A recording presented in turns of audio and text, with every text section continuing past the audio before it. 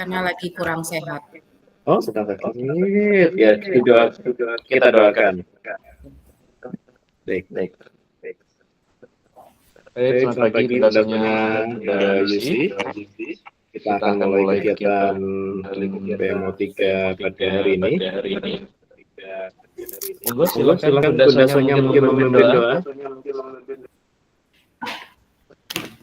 Baik Pak Adi, mari kita bersatu dalam doa. Bapa dalam surga, kami sungguh mengucap syukur untuk pagi hari ini. Kami bertemu di dalam link Google Meet ini Tuhan untuk PMO yang ketiga.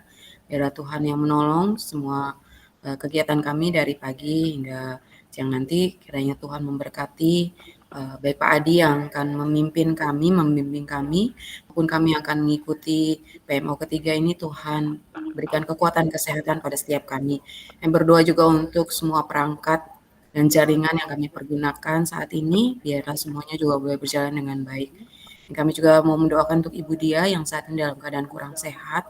Kiranya Tuhan yang melawat, Tuhan yang menjamah dan memulihkan kondisi Ibu Dia dan memberikan kekuatan serta kesehatan buat Ibu Dia. Kami menyerahkan kegiatan kami dari awal sampai akhirnya hanya dalam nama Tuhan Yesus Kristus. Amin.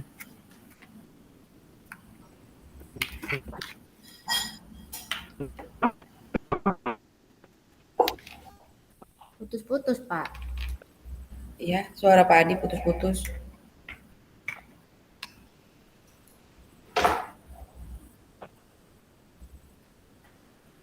Nge-lag ya. Bunda ada di mana? Ada di TK Pak Adi. Oh. Suaranya Pak Adi hilang-hilang. Hari ini ada pembelajaran, Bu? Nggak ada Pak Adi hari ini. Oke, baik. Ya. Apakah suaranya sudah cukup jelas saat ini? Ya, sudah Pak Adi, sudah. Oke. Kita akan memulai kegiatan PMO 3 ya, Bun ya. Mungkin kita bisa review kembali pada PMO 2 ya. Ada apa saja di sana. Dan kemudian mungkin ada hal-hal yang lain yang bisa kita refleksikan atau kita diskusikan terkait misalnya refleksi coachingnya bagaimana, setelah kunjungan lapangan bagaimana, lalu bagaimana proses penyusunan modul ajar ataupun P5 pelaksanaannya seperti apa, kemudian kerjasama dengan orang tua seperti apa, kemudian apakah dalam menyusun diferensiasi masih ada kesulitan, atau hal-hal yang lain yang kira-kira perlu didiskusikan. Nah, kalau di kegiatan yang sebelumnya di PMO 2 itu ada beberapa hal ya terkait dokumen asesmen yang masih dirapikan. P5 juga masih perlu dirapikan, belum diapa-apakan ya pada waktu itu. Kemudian untuk PMM juga, kemudian literatur, kemudian ada diferensiasi, dan mungkin juga ada masalah anak-anak ABK, serta di situ juga ada kaitannya terkait RPP yang masih mengambil base PMM.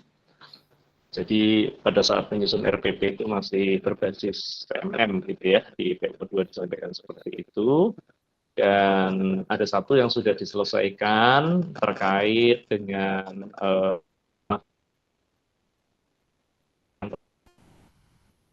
dua itu,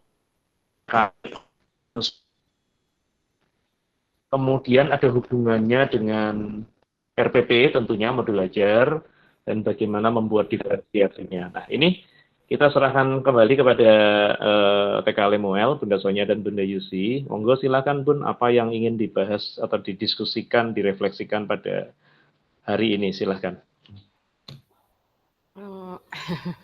Ya, terima kasih Pak Adi. Untuk beberapa hal yang tadi sudah disebutkan Pak Adi, untuk anak ABK ya masih seperti yang kemarin, kita sih komunikasi tetap jalan ya sama orang tuanya gitu ya. Baik untuk Alvaro maupun untuk Lando ya. Ya cuma memang Alvaro ini mungkin karena dia terapinya hanya seminggu sekali ya, jadi belum terlalu kelihatan hasilnya gitu ya. Masih juga mungkin karena sudah semakin bertambah usianya, jadi tingkat emosinya juga semakin bertambah gitu ya.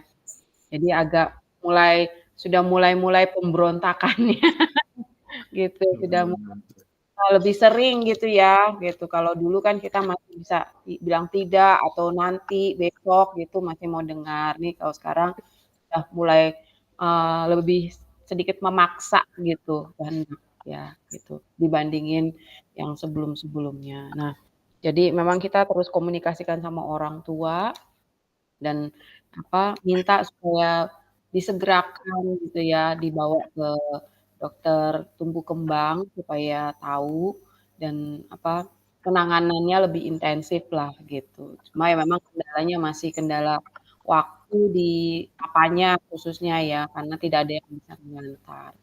Itu untuk Alvaro. Untuk Lando, sebenarnya terapinya sudah setiap hari sih Pak Adi gitu ya. Udah hampir setiap hari lah dia di terapi. Cuma ini kemarin agak sedikit kendala karena Mbaknya pulang kampung. Jadi yang biasa tahu menangani dia hari-hari kan Mbaknya gitu.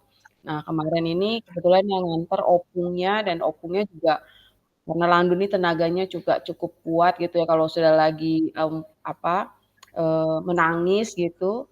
Jadi agak kewalahan juga kemarin gitu dan nggak bisa juga. Biasanya kalau sama Mbaknya kalau sudah menangis itu dirayu sedikit udah langsung mau gitu. Nah, ini kemarin sama opungnya nggak mau sama sekali, malah memberontak, nangis, guling-guling gitu. Jadi ada sedikit kesulitan sedikit. Cuma memang kemarin saya sampaikan sama Bu Falma karena ada satu amangnya itu yang adiknya opung itu yang biasa suka nganter jemput.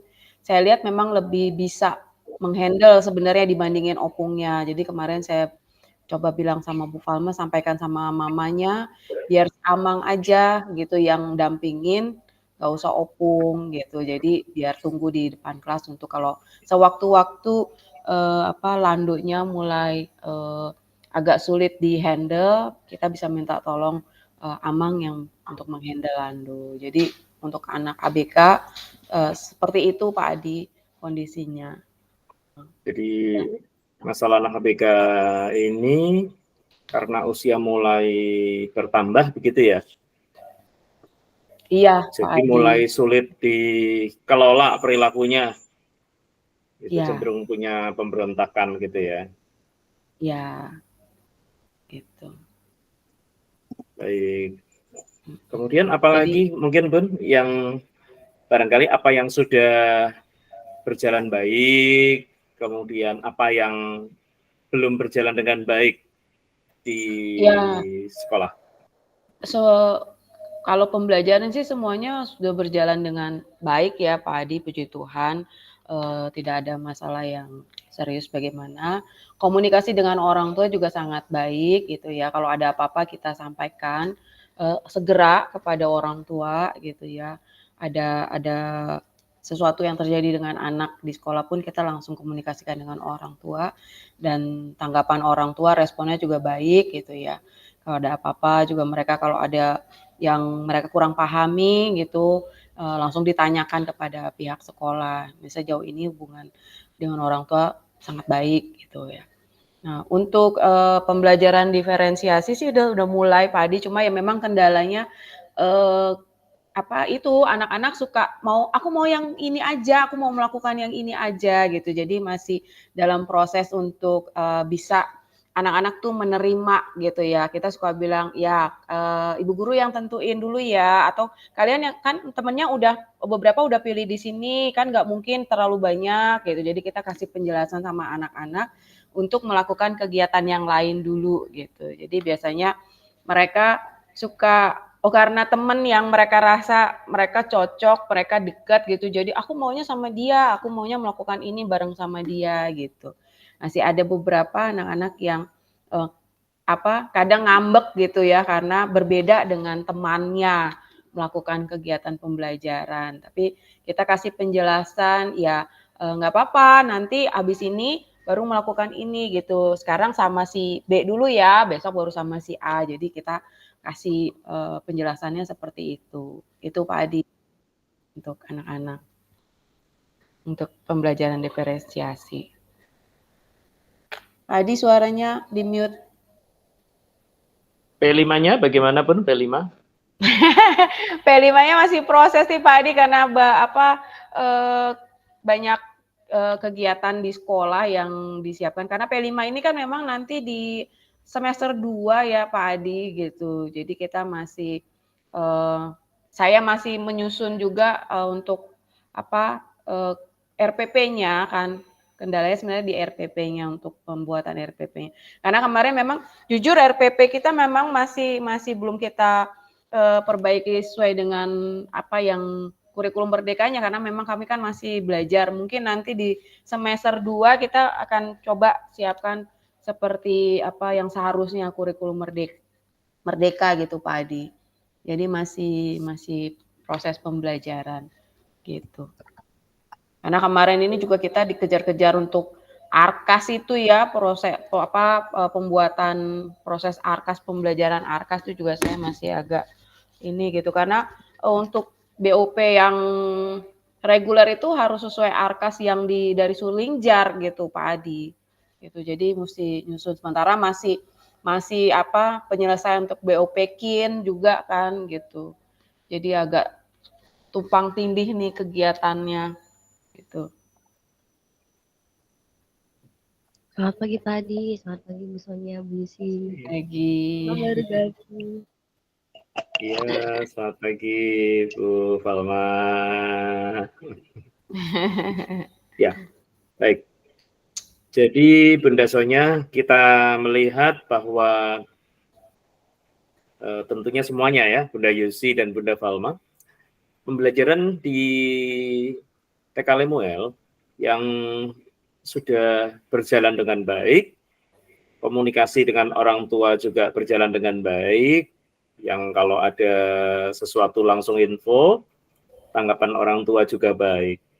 Nah, namun untuk masalah anak BK, ini karena usia bertambahnya anak-anak, mulai terlihat sulit untuk dikelola perilakunya. Ada pemberontakan gitu ya terhadap sikap dan perilaku.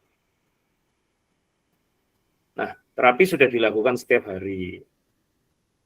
Nah, tadi juga terkendala karena yang membantu menangani pulang kampung. Nah, kemudian dalam solusi terhadap hal anak ABK ini, harapannya agar segera dibawa ke dokter tumbuh kembang begitu ya, agar ditangani. Kemudian untuk RPP terkait alur P5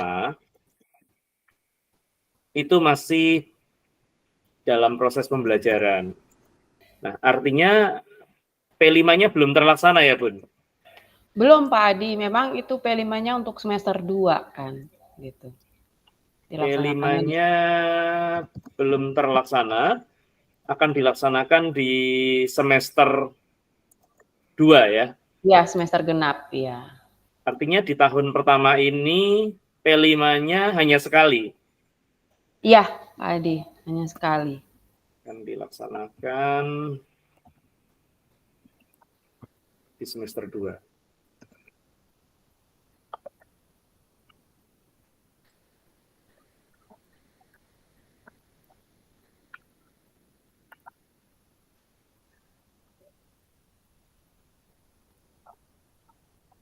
Kendalanya apa, Bun?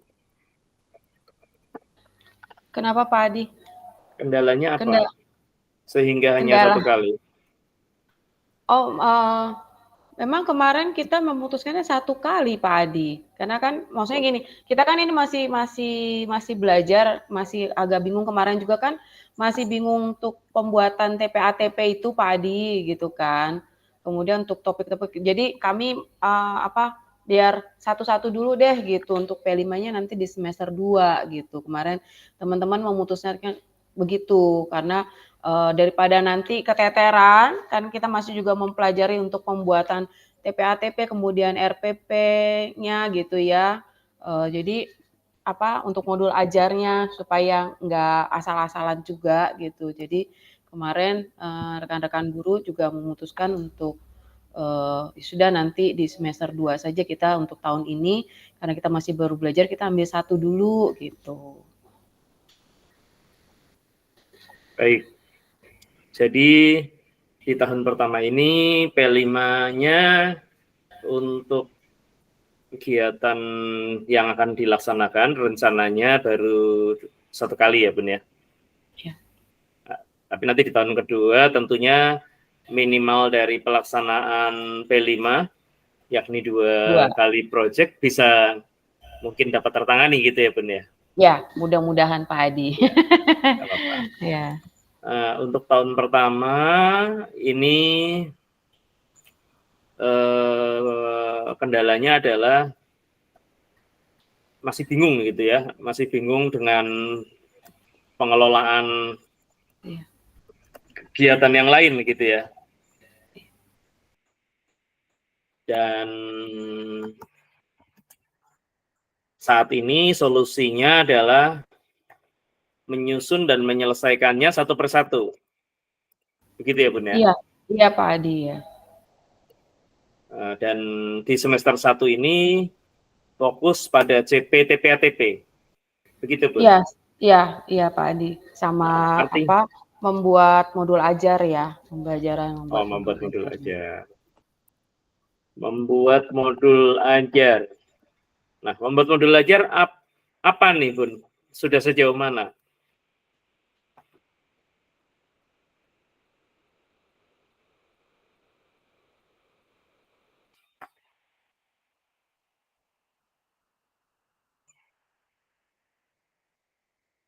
Silakan Bun, cerita tentang membuat modul ajar.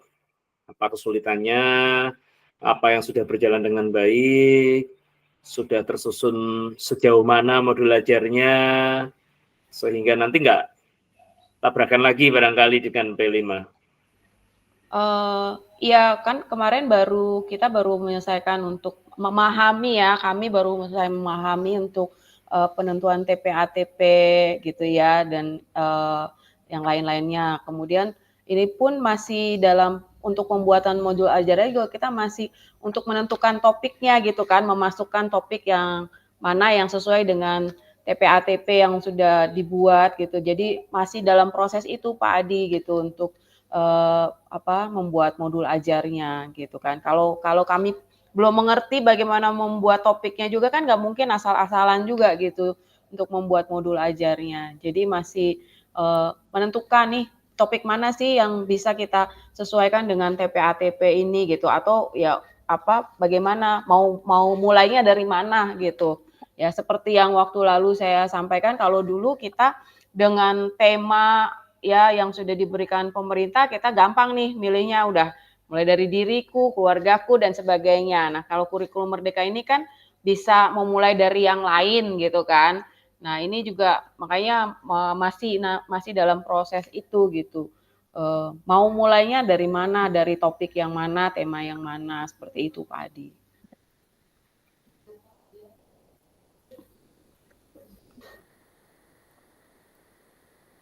Ya, jadi dalam modul ajar masih bingung terkait mendekatkan topik, menyesuaikan ke CPTP gitu ya. Nah, karena kalau dulu mudah penyesuaiannya dengan tema yang diberikan oleh pemerintah sebelumnya. Kalau dulu kan bicaranya SKKD atau KIKD gitu ya. Nah, sebenarnya sih kurang lebih hampir sama ya Pak. Karena hanya masalahnya istilah-istilahnya saja yang berubah. Ya, kalau suaranya putus-putus Pak.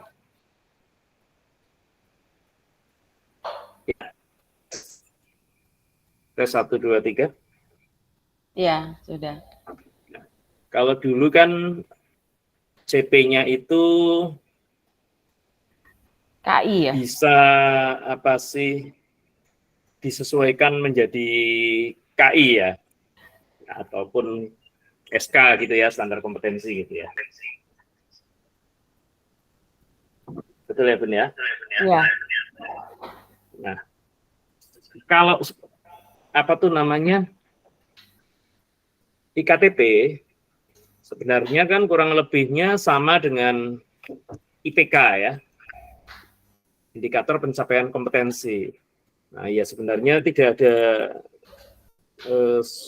apa sih yang menyulitkan sebenarnya. Mungkin yang menyulitkan itu kalau dulu kan temanya tersedia ada 8 tema ya, Bun. Iya, betul. Nah, Ada kalau 8 sekarang tema. kan topik gitu ya. Iya. Nah, topik ini bisa dibuat ataupun disesuaikan dengan TP-TP yang ada. Ya sebenarnya di dalam TP-nya itu sendiri sudah ada kata-kata kunci sih, lingkup materinya kan ya Bun ya. Bisa juga kita menyusun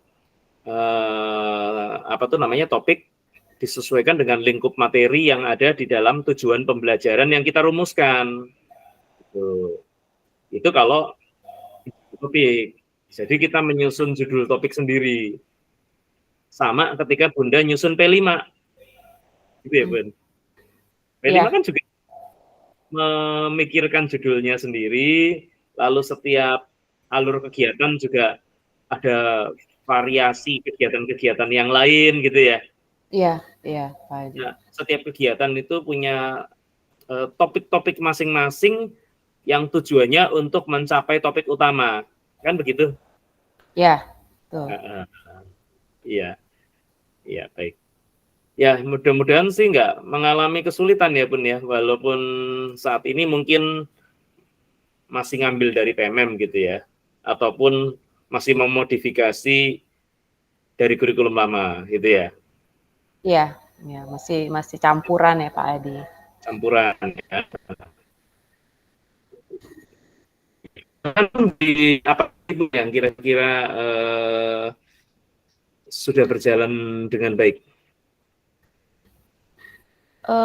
Ya yang sudah berjalan sih kemarin untuk proses penilaian itu ya seperti yang sudah disampaikan Bu Yusi gitu, sudah dicoba dilakukan dengan model yang seperti di PMM gitu ya. Kita coba ambil penilaiannya seperti itu. Jadi itu udah coba dilaksanakan Pak Adi untuk penilaian. Model yang di PMM itu seperti apa Bun? Yang checklist sama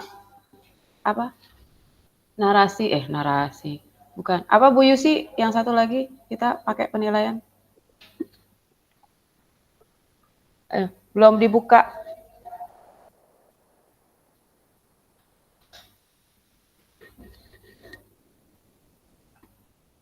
mikrofonnya belum dibuka.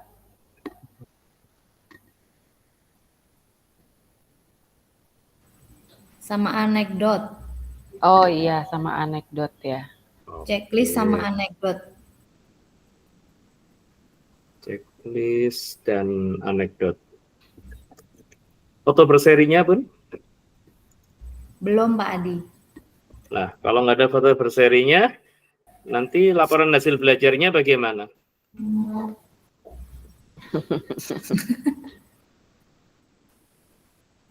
Nanti di dalam laporan hasil belajar di rapot ya? Dilampirkan foto tidak? Iya. Di rapot ya Pak Adi ya? Iya. Kita rapotnya kan masih pakai yang model lama Pak Adi, jadi belum ada pakai foto-foto gitu Pak, jadi belum rapot yang kurikulum merdeka. Oh, jadi rapotnya masih pakai model K13 gitu? Iya, cuman di situ udah diganti sih kayak jati diri gitu-gitunya sudah kita ganti, sudah bukan jadi, yang 5 aspek itu gitu. Tapi CPATP-nya udah masuk Pak Adi gitu, sudah dimasukkan. Cuma mungkin belum ada fotonya. Oke.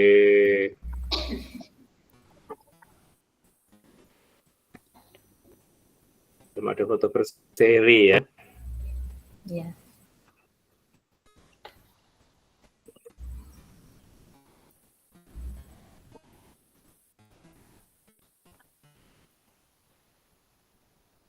Pak Adi, mau tanya dong, kalau di rapot itu fotonya minimal berapa sih Pak Adi?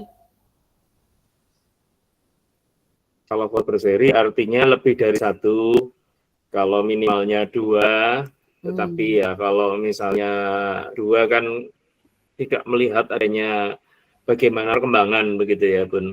Ya coba berarti diberikan 3 lah gitu ya. paling enggak 1 di setiap CP-nya gitu ya Pak Adi? Ya, nah CP ini bukan berarti CP secara menyeluruh begitu ya Bun. Karena kan kita sudah membuat CP TPATP itu. Iya. CP itu kan ada 3 elemen. Iya. Betul ya. Nah, setiap elemen punya subelemen. Setiap subelemen dapat dirumuskan menjadi minimal 2 TP. Nah, TP-TP yang dirumuskan itu lalu dijadikan ATP. Nah, ATP yang di semester ini, semester 2, semester 3, semester 4, kan semuanya terdiri dari unsur TP-TP yang berbeda, begitu ya, Bun?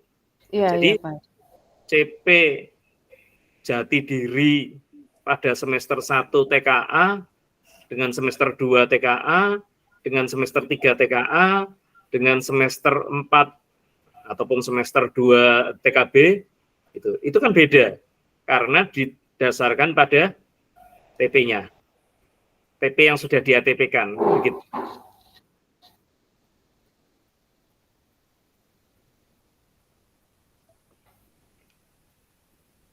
Ya, gimana apalagi Bun? Nanti kita akan jelaskan terkait laporan hasil belajar ya, narasi. Di akhir sesi lah. Yo, apalagi teman-teman yang masih bingung, masih belum ini. P5 sendiri sudah dipahami kan ya? ISO tuh sudah. Ya? Bisa Pak Adi. Kalau P5-nya udah, cuma itu tadi untuk masih terkendalanya di pembuatan modul ajarnya aja sih, mungkin kan waktunya juga kita lagi kejar-kejaran ini dengan kegiatan yang berjalan gitu Pak Adi. Jadi seperti itu aja sih sebenarnya untuk pembuatan modul ajarnya aja sebenarnya. Gitu. Modul P5-nya gitu ya. Iya. Jadi bukan RPP sih mungkin tepatnya kalau modul. Kalau RPP karena kan RPP itu ya bisa sih dibilang RPP rencana, artinya proses pembelajarannya dari P5 gitu ya. Tetapi kan kalau P5 itu kan lebih kepada bagaimana di desain alur kegiatannya, kemudian alur kegiatannya itu juga punya kegiatan-kegiatan lagi gitu ya. Jadi mungkin lebih tepat rencana kegiatan gitu ya. Iya. Gitu ya itu istilah aja sih, bisa juga sih disebut RPP. Nah, kalau sudah jadi satu modul utama seperti yang di PPT yang pernah kita lihat di judul bangunan tertinggi itu, sebenarnya nggak terlalu sulit ya Bun ya. Sakjane ngono loh. Ya, kalau untuk pelaksanaannya kan? Sih udah ini, maksudnya secara garis besar kayak kemarin yang udah kita susun sih udah dipahami baiklah Pak Adi gitu. Cuma untuk itu aja kan, itu kan mesti tetap dibuat kan rencana kegiatannya gitu. Iya. Dan kalau membuat itu jangan terpatri pada harus pakai PPT, pakai Canva. Enggak Pak Adi. Nanti bukannya selesai dengan cepat, malah 1 tahun selesainya cuma 1. Enggak kan? Itu kan yang dipikiran kegiatan harian itu, karena kan tetap kan ada maksudnya modul yang harian biasanya punya kan Pak Adi gitu kan. Karena kan kalau kita pakai Canva dan PPT, biasanya orang itu fokus pada hiasannya, bukan pada isi yang akan dibuatnya, bukan pada poin-poinnya, tapi sibuk menghias PPT-nya, nyari desainnya, nyari animasinya. Pasti itu yang bikin lama. Bikin aksi nyata bisa 1 bulan 1 itu. Kalau saya 1 minggu selesai 16 aksi nyata, udah tenang gitu kan. Kenapa? Karena nggak mikirin Canva lah, ngasih hiasan lah, ngasih warna lah, itu kan. Terus kemudian bikin animasinya, kemudian diunggah. Begitu diunggah, ternyata kilobyte-nya ukuran size-nya kegedean. Harus dikompres lagi. Wah, repot. Ya. Jadi kita berikan yang terbaik, namun yang prosesnya tidak menyulitkan kita. Gitu. Ya dokumen biasa aja. Gitu. Ya Bunda Yusi kan rapi banget tuh. Cakep tampilannya biasanya pakai PPT, pakai Canva gitu ya. Gitu. Nanti kayak kemarin aksi nyatanya masih menunggu gitu ya. Tapi sudah dapat 1 ya, Bun? Sudah Pak Adi yang kurikulum merdeka. Amin. Kalau yang satunya itu minta perbaikan. Yang mana? Yang modul B5? Bukan. Bentar Pak Adi, saya buka dulu. Yang Merdeka Belajar.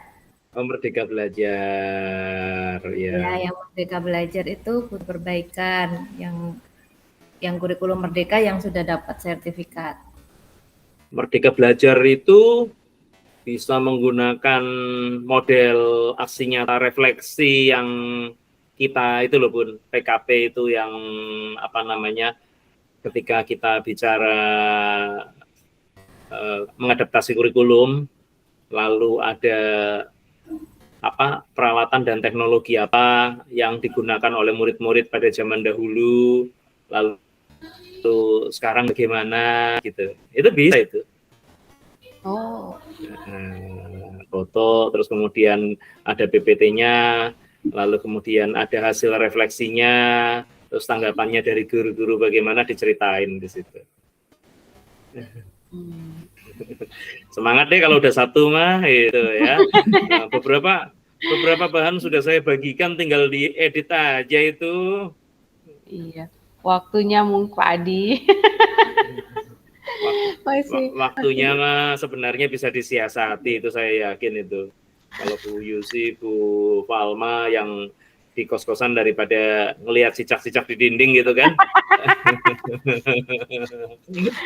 Sambil mengerjakan gitu ya. Kalau Bu Yusi sih mungkin repot ya. Itu Bun, terkait PMM gitu ya. Ya, Pak. Apalagi Bun? Ayo, apalagi teman-teman.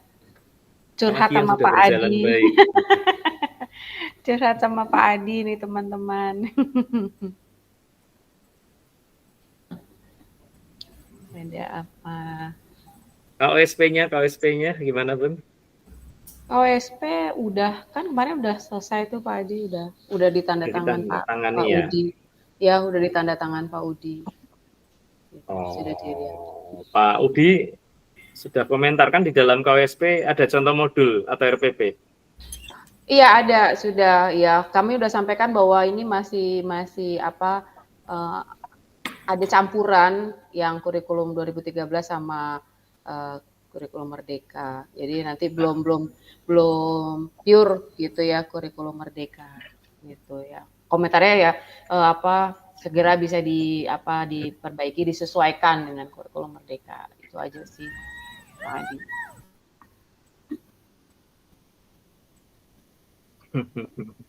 Baik, apa lagi kira-kira yang belum berjalan dengan baik, Bun? Apa ya, literasi numerasi juga sudah berjalan dengan baik gitu ya.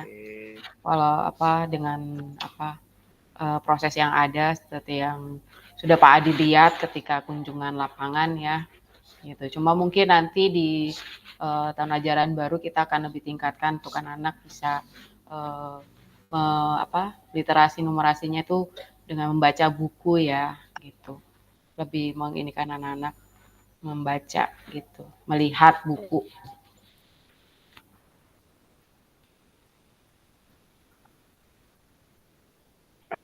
Melihat buku gitu ya Bun ya? Iya, kalau selama ini kan kita kan lebih sering memutarkan video gitu ya, film gitu. Kemudian guru memberikan penjelasan dari film yang ada gitu. Ya. Oke.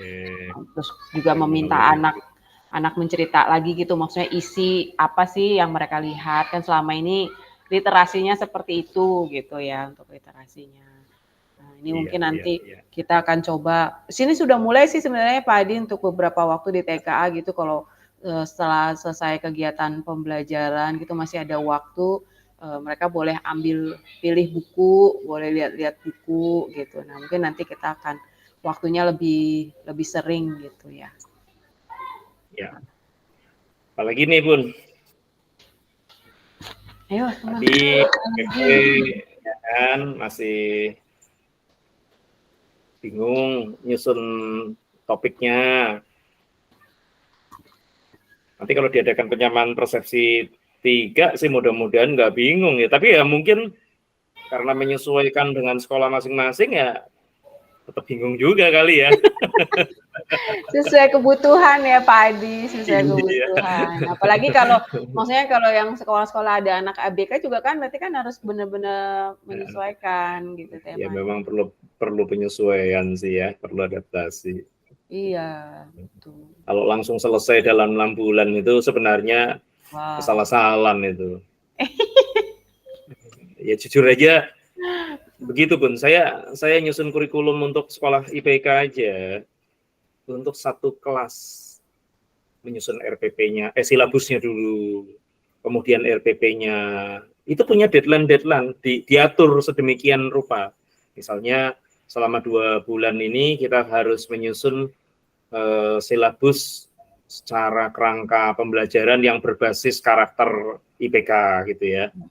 Nah, kemudian yang kedua baru menyusun diturunkan jadi RPP-nya.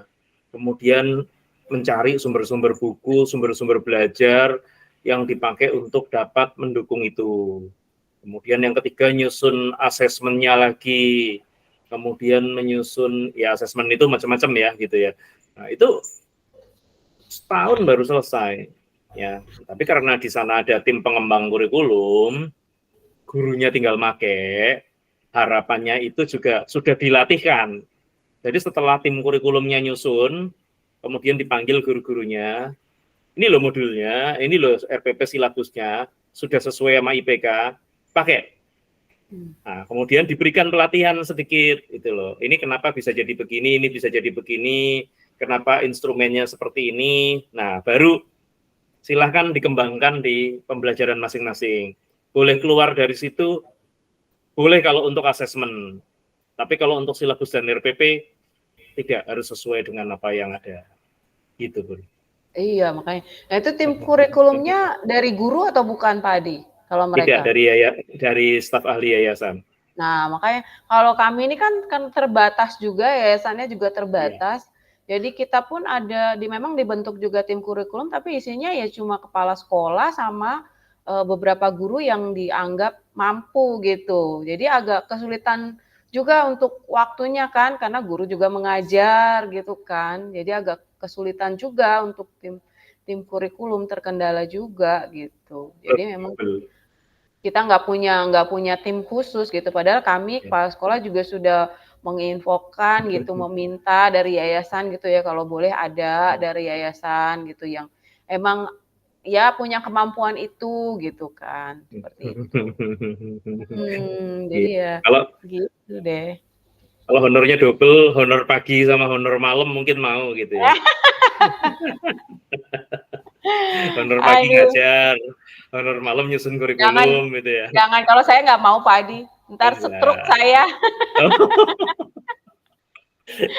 Udah pagi ngurusin anak, mikirin anak gitu ya di sekolah, terus malamnya mesti mikirin lagi kurikulum, aduh ntar stroke, duit gaji banyak tapi buat masuk rumah sakit ya percuma gitu. Lebih baik kita kalau fokus. sekolah IPK itu memang seperti itu pun.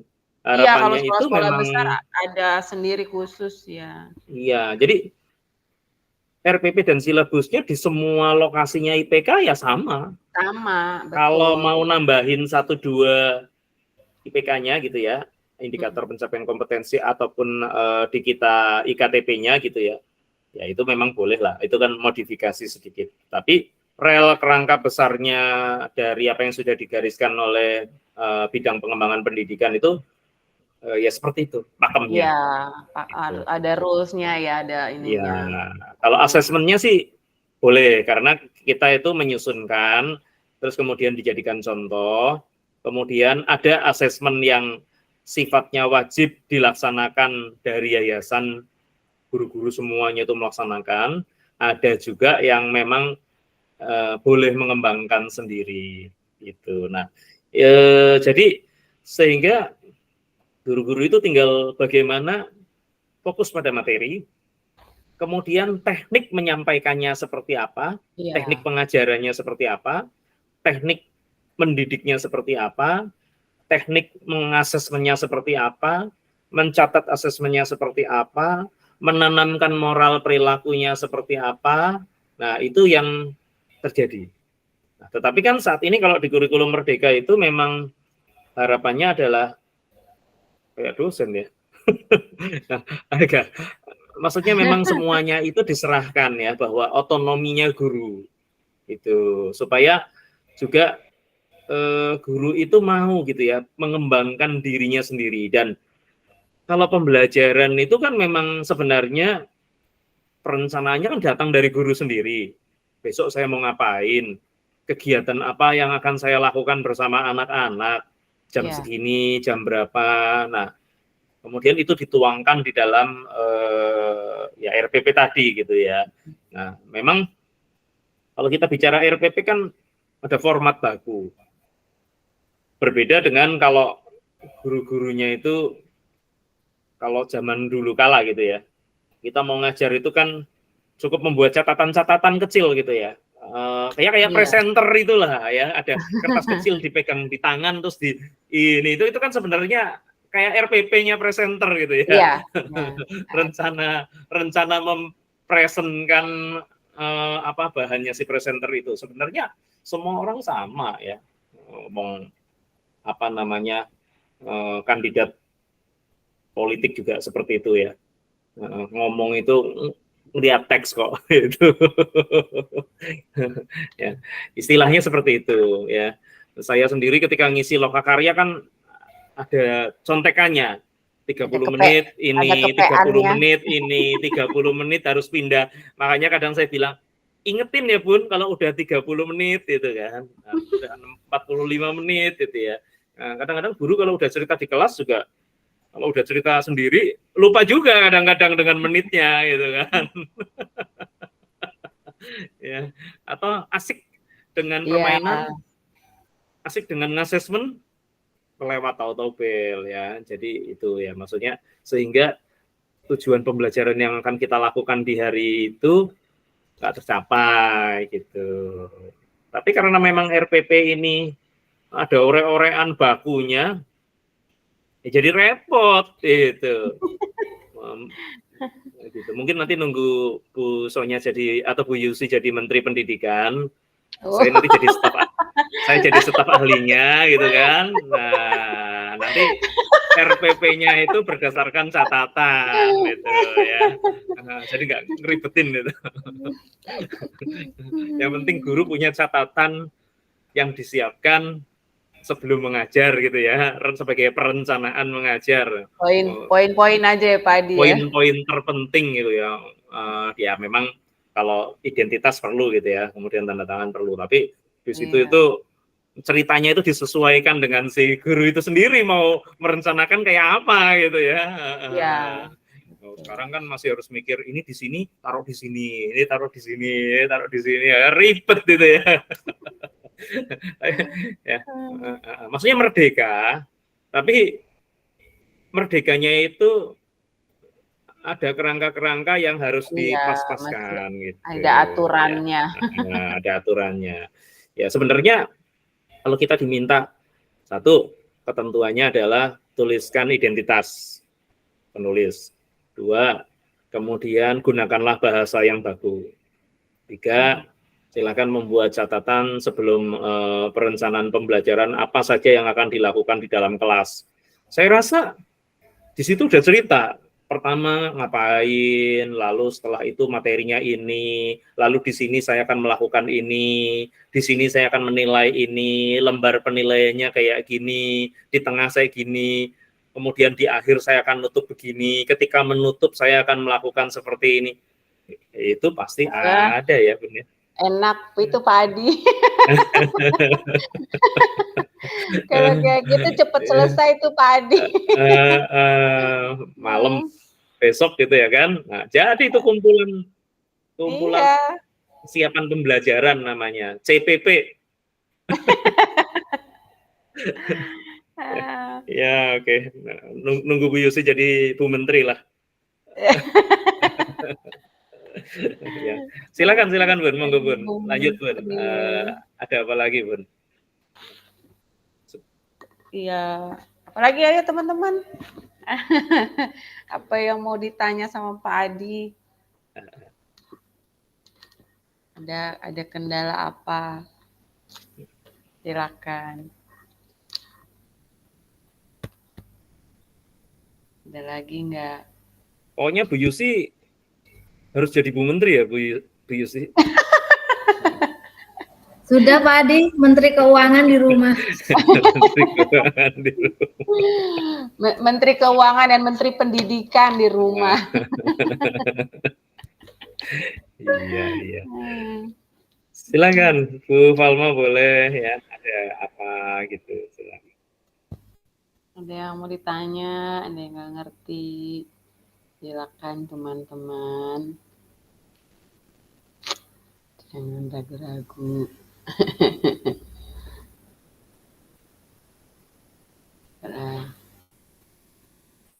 Apa lagi ya?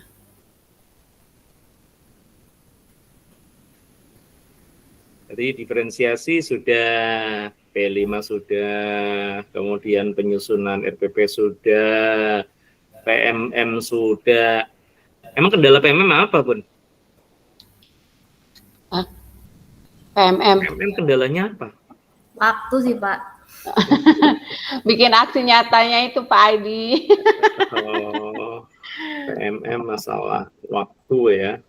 Iya. Dibagi-bagi waktunya. Membuat aksi nyata padahal cukup 2 lembar, 3 lembar cukup loh, Bun. Cuake-ake. Gitu.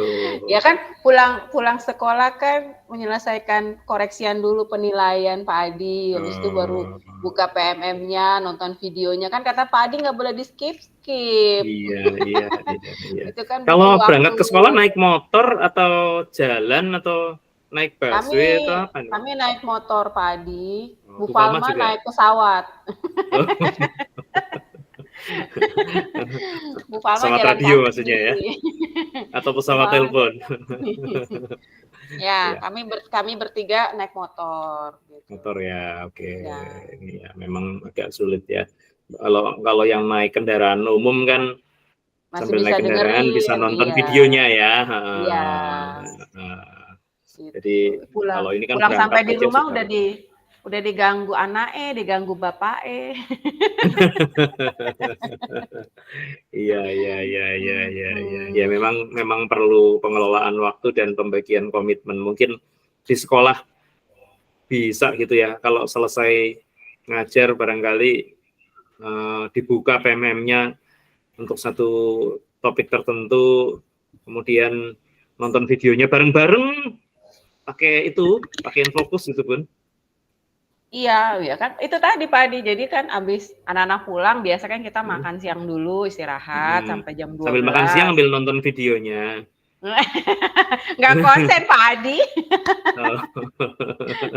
Nanti abis itu orang baca nonton sendiri aja kadang-kadang ngisi soalnya dia putar lagi nih yang mana tadi. Jadi kan dibagi waktunya, habis itu kan ngurusin asesmen yang hari ini kan harus selesai juga sama menyiapkan untuk kegiatan esok hari. Nah, teman-teman, nah baru itu setelah itu baru kan bisa buka PMM-nya gitu. Ya itu paling kendalanya nanti di apa aksi nyatanya kan mesti punya waktu tersendiri untuk membuat itu. Baik. Nah, kalau di laporan hasil belajar terkait narasi, laporan hasil belajar, kesulitannya apa nih, Bun? Narasi. Teman-teman ada kesulitan nggak nih penulisan narasi rapot? Di rapot ya Pak? Iya, di rapot. Di rapot sih kalau karena kan ini kan kita masih baru ya Pak, maksudnya harus mengikuti yang kurikulum merdeka, tetapi kan rapot kita masih yang lama. Jadi kalau kemarin itu saya bagi yang TP-TP-nya itu, jadi yang untuk semester 1 saya ambil beberapa TP, nah nanti untuk semester 2 yang sisanya itu untuk di semester 2 begitu Pak Adi. Terus saya masukkan ke narasinya, jadi nanti saya kan di TP-nya itu kan yang di IKKTP-nya itu kan sudah merupakan kayak kegiatan harian kita gitu kan ya Pak. Nah di situ saya jelaskan aja di situnya Pak Adi narasinya. Oke, baik. Saya tadi mengirimkan buku panduan laporan hasil belajar, walaupun sebenarnya pasti bunda-bunda udah punya nih. Akan bahas pun penyamaan persepsi kita terkait laporan hasil belajar. Nah, sudah saya kirimkan, mudah-mudahan sudah sampai.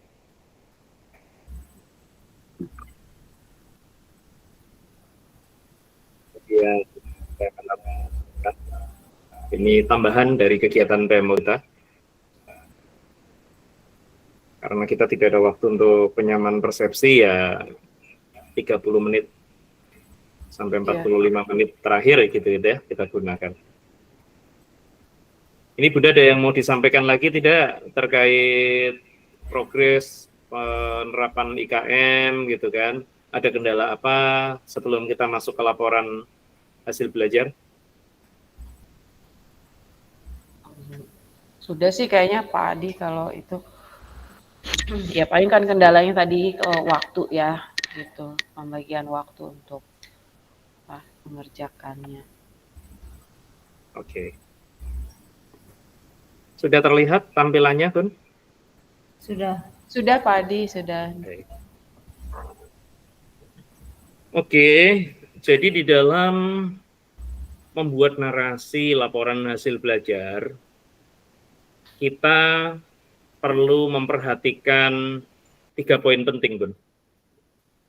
Di dalam laporan hasil belajar itu, ada bagaimana kita merangkum ataupun menuangkan asesmen yang telah kita lakukan selama 1 semester ke dalam laporan hasil belajar.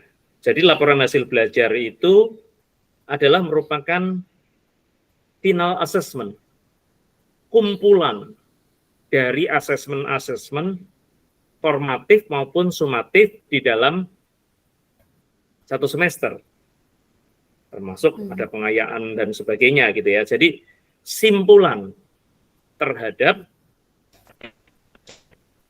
Asesmen. Ya. Jadi bagaimana kesimpulan peserta didik itu perkembangannya dalam pembelajaran sudah sampai mana. Nah, di sini kita akan menyusun narasi-narasi tersebut disesuaikan dengan capaian pembelajaran PAUD. Capaian pembelajaran anak usia dini itu kita tahu di fase fondasi itu ada 3, ya, yaitu capaian pembelajarannya terdiri dari elemen nilai agama dan budi pekerti, elemen jati diri, dan elemen dasar-dasar literasi, matematika, sains, teknologi, rekayasa, dan seni. Bunda Sonya dibantu di screenshot juga ya, karena saya tidak bisa mendokumentasikan nih kalau sedang mempresentkan. Dibantu screenshot ya, Bun. Nah, Ya, Pak Adi. di dalam rangkuman asesmen final ini ya, laporan hasil belajar ini, ketiga elemen itu tentunya berisi, isinya gitu ya. Isinya adalah dari PPTP yang sudah kita turunkan, kita rumuskan dari setiap elemen CP. Nah, elemen CP itu punya subelemen kan? Setiap subelemen itu minimal menjadi 2 TP. Sehingga pada waktu itu kita mencoba memetakan dengan minimal 2, maka setiap elemen dari fase fondasi itu, kalau kita jabarkan, itu kan ada 4 subelemen pada CP nilai agama dan budi pekerti, ada 4 subelemen pada CP elemen jati diri, ada 7 subelemen pada elemen dasar-dasar literasi ya. Kemudian subelemen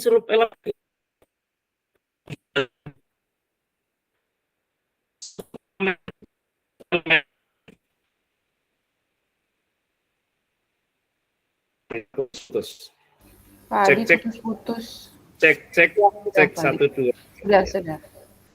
Jadi setiap subelemen ini diturunkan lagi menjadi TP-TP yang ada. Kalau kita boleh katakan, maka pada capaian pembelajaran elemen agama dan budi pekerti, terdapat 4 subelemen dan 8 TP. Betul ya Bun ya? Demikian juga dengan yang di jati diri. Ada 8 TP, kalau kita menggunakan minimalnya ya. Kemudian di yang selanjutnya itu ada 14 TP. Gitu ya. Nah, jadi 8, 8, 14. Ini hanya berdasarkan minimal kalau kita membayangkan dalam bentuk kodifikasi gitu ya. Nah, sehingga akan terdapat 30 tujuan pembelajaran dari capaian pembelajaran di PAUD yang meliputi 3 elemen yang ada. Nah, itu disebarkan pada semester 1, semester 2, semester 3, semester 4. Atau pada semester 1 TKA,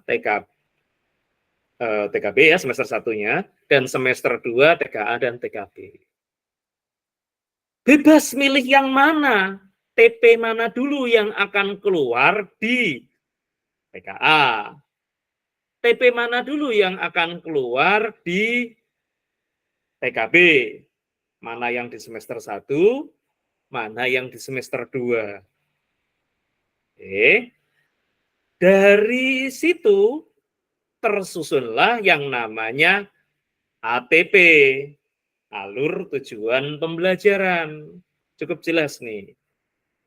Sehingga yang dimuat di dalam laporan hasil belajar tetap sesuai dengan TP-TP yang sudah ditetapkan di dalam ATP. Jadi kalau ATP di semester 1, ya, tentunya akan bicara TP-TP yang di semester 1 meliputi 3 elemen yang ada. Subelemennya kan bebas gitu ya. TP-nya tentunya juga hasilnya juga akan bebas gitu ya, merdeka. Tinggal alasan argumentasi menyusunnya silakan dari Bunda. Nah, Setelah kita mendapatkan itu, jangan lupa TP-TP itu punya IKTP. Apa itu IKTP? Indikator ketercapaian tujuan pembelajaran. Indikator ketercapaian tujuan pembelajaran ini adalah bukti pemahaman peserta didik, bukti yang teramati dari pemahaman peserta didik terhadap TP. Ya. Nah, di sini kalau kita memindahkan ke dalam laporan hasil belajar, tentunya disesuaikan dengan KKTP-nya. Apa itu KKTP? Kriteria ketercapaian tujuan pembelajaran.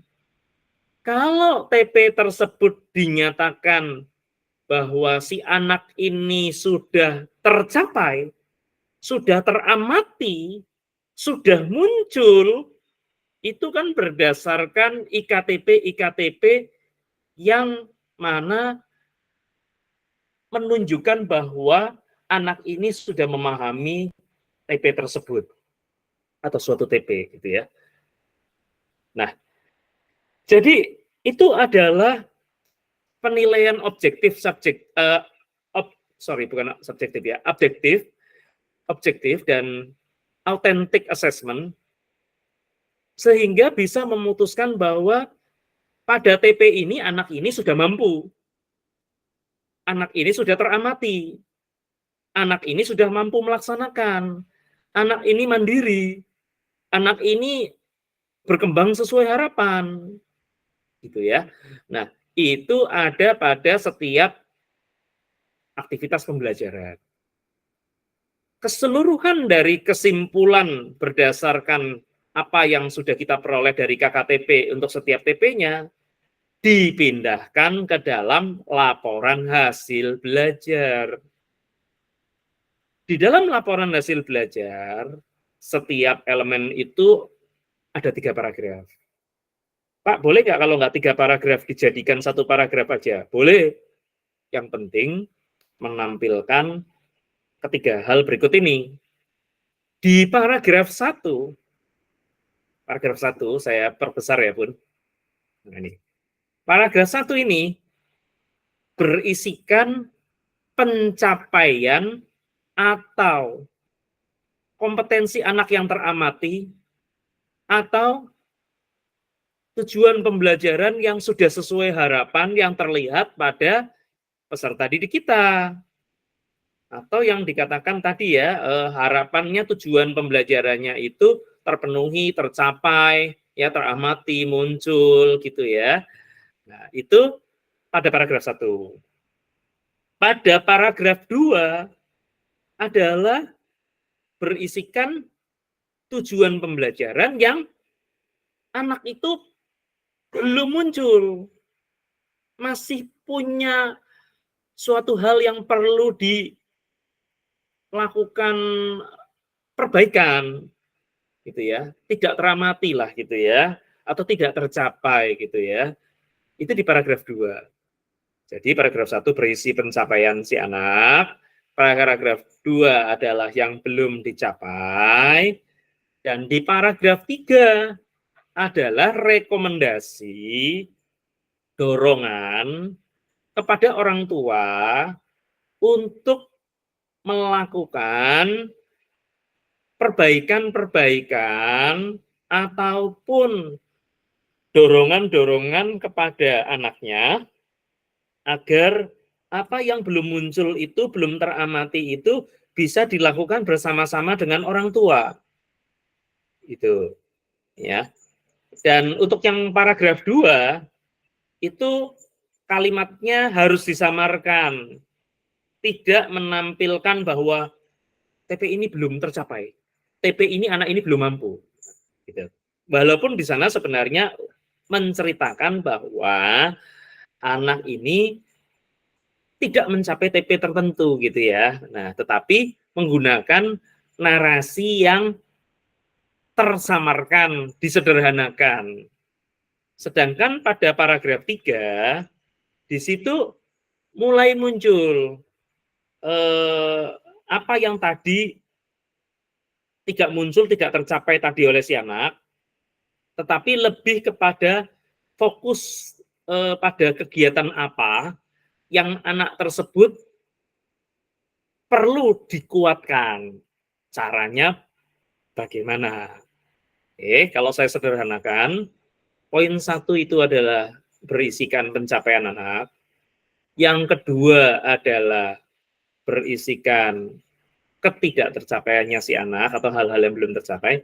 Yang ketiga adalah dorongan ataupun saran, rekomendasi pada orang tua dan rencana tindak lanjut.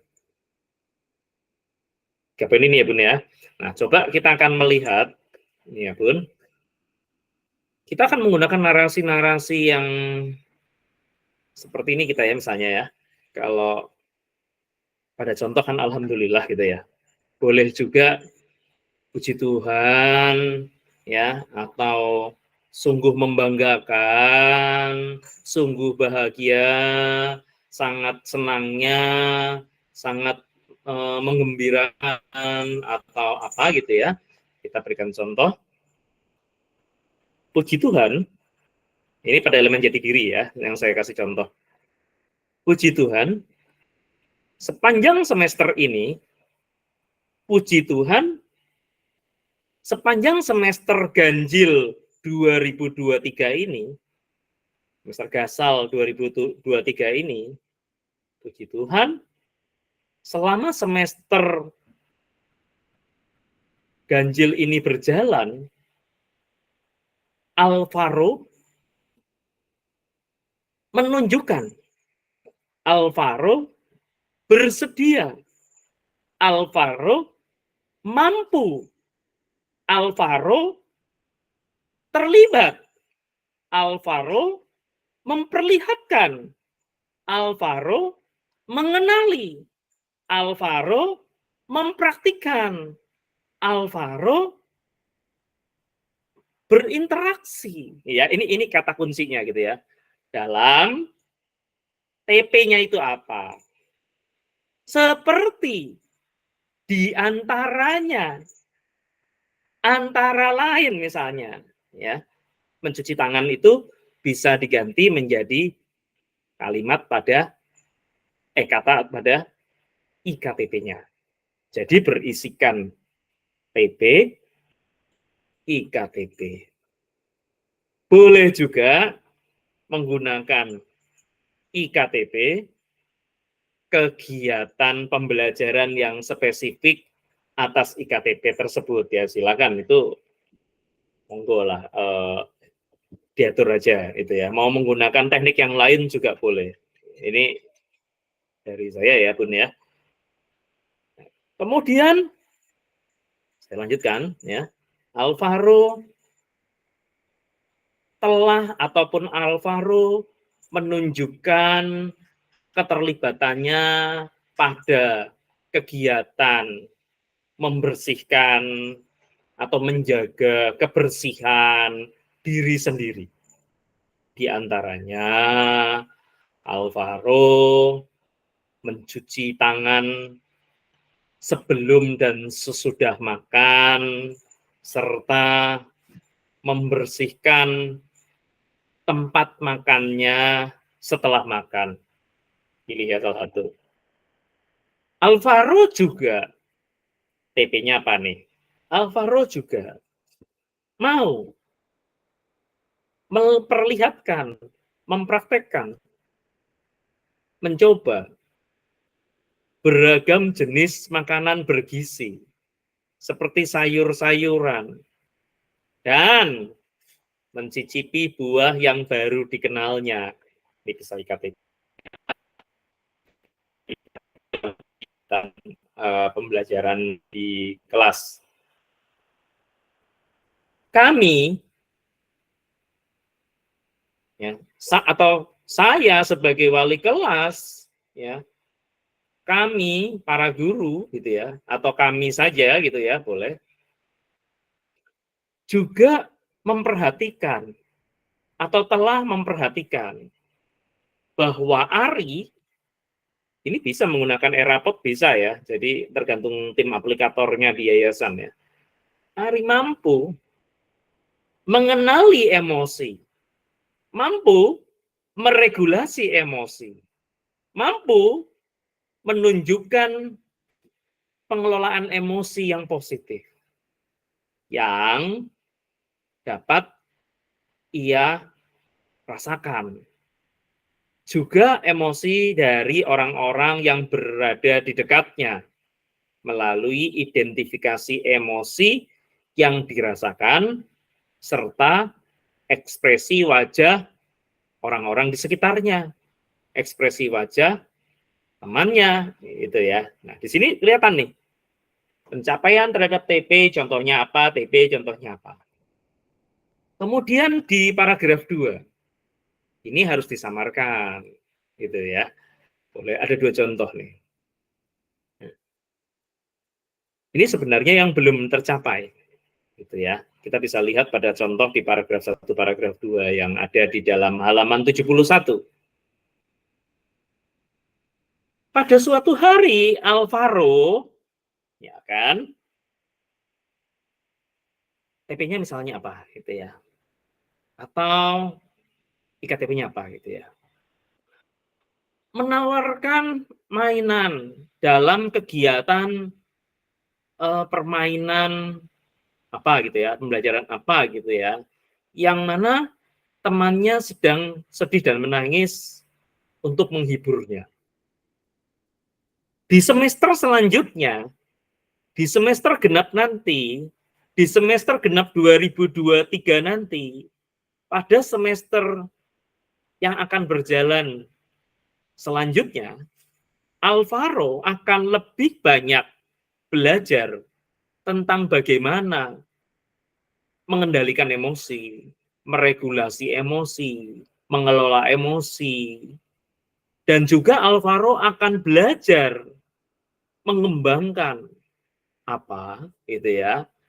Hal-hal ini akan kami berikan, akan kami pelajarkan, akan kami stimulasikan, akan kami pelajari melalui cerita dan kegiatan bermain peran.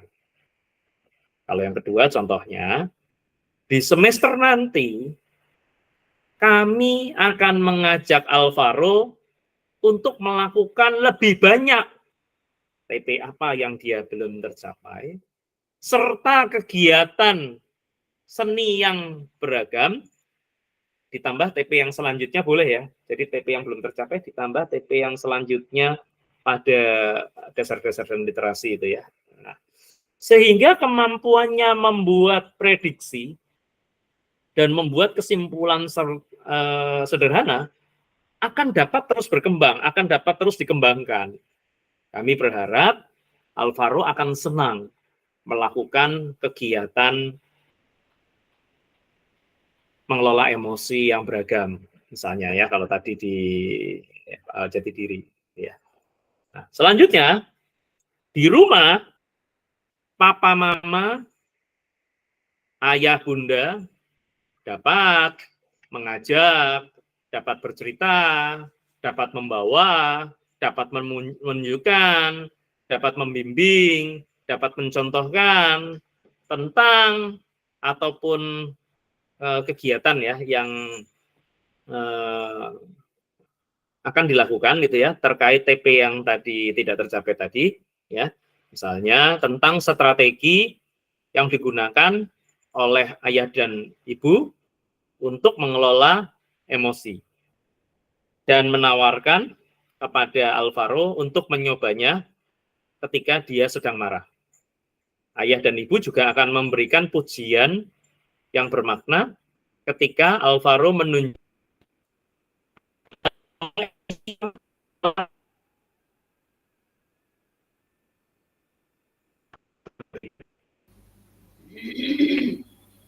Putus Pak Adi.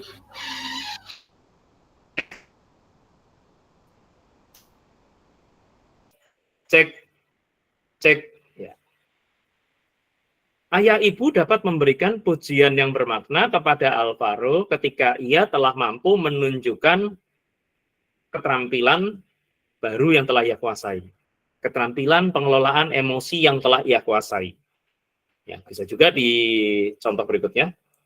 Di rumah ayah dan bunda dapat mengajak Alvaro melakukan kegiatan menanam di kebun, menanam tanaman, merawat binatang, dan mencoba mengamati perilaku hewan dan binatang tersebut yang dilakukannya pada suatu hari. Ayah dan bunda juga dapat mengajak Alvaro dalam kegiatan merekam perilaku dan aktivitas para hewan tersebut, dan kemudian mengajak menyanyi, menggambar dari hewan peliharanya tersebut. Harapannya adalah agar visualisasi, literasi, dan numerasi Alvaro dapat berkembang itu bersama ayah bunda. Oke. Baik, Bun, itu yang dapat saya kuatkan tentang bagaimana membuat narasi laporan hasil belajar. Mudah-mudahan Bunda sudah mencatat poin-poin pentingnya nih, tadi yang sudah saya uraikan pada kegiatan kita hari ini, yaitu PMO 3 dan penyamaan persepsi terkait bagaimana membuat narasi laporan evaluasi hasil belajar. Begitupun ada pertanyaan, silahkan.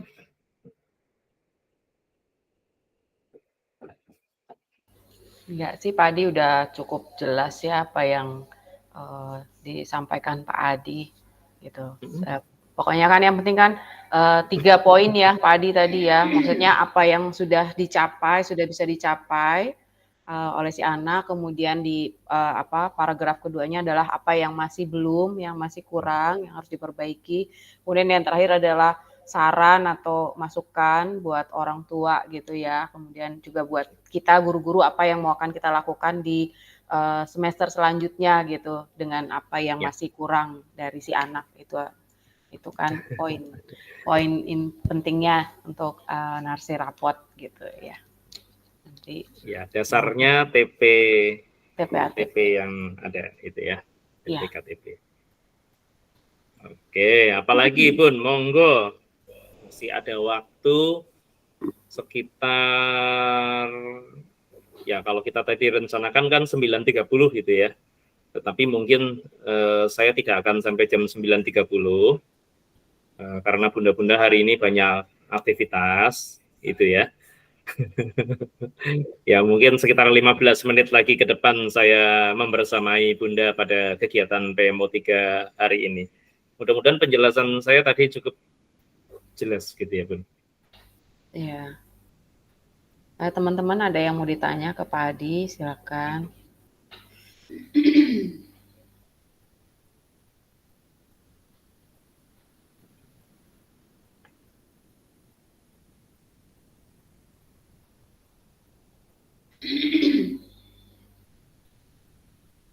Silakan, jangan sungkan-sungkan.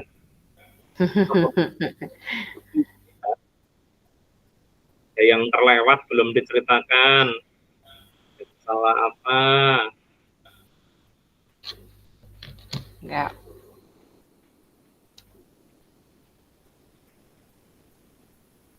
Apa ya?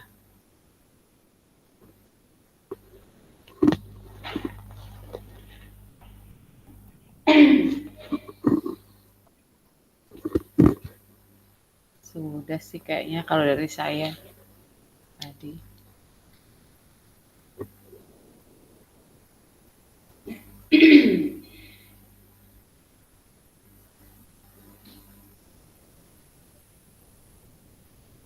Sudah, untuk evaluasi cukup dapat dipahami bersama begitu ya.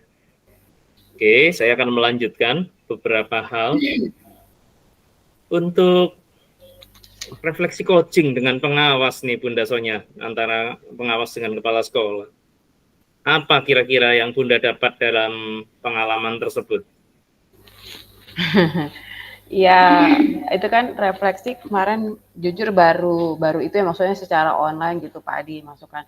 Emang selama ini sih kalau ada kendala khususnya untuk anak-anak ABK tuh saya biasanya kalau ini suka WA dengan Pak Udi ya atau telepon dengan beliau gitu ya.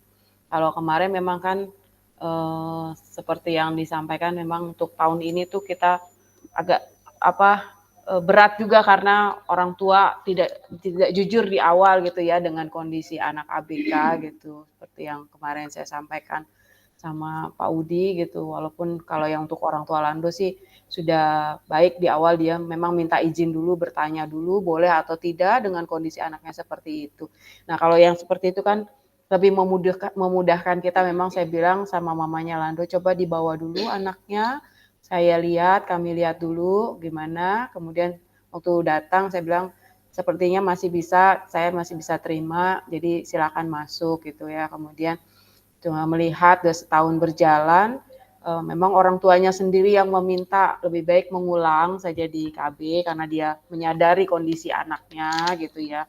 Kemudian masih butuh waktu untuk terapi, seperti itu. Nah, cuma memang dalam progresnya ini saya lihat belum ada perkembangan yang signifikan banget, walaupun masih khususnya dalam pengendalian emosi gitu ya Pak Adi, seperti Pak Adi juga sudah lihat waktu kunjungan, itu sangat mengganggu untuk teman-teman yang lain kan seperti itu, dan memang kondisinya kami tidak punya kemampuan yang lebih untuk menangani anak ABK.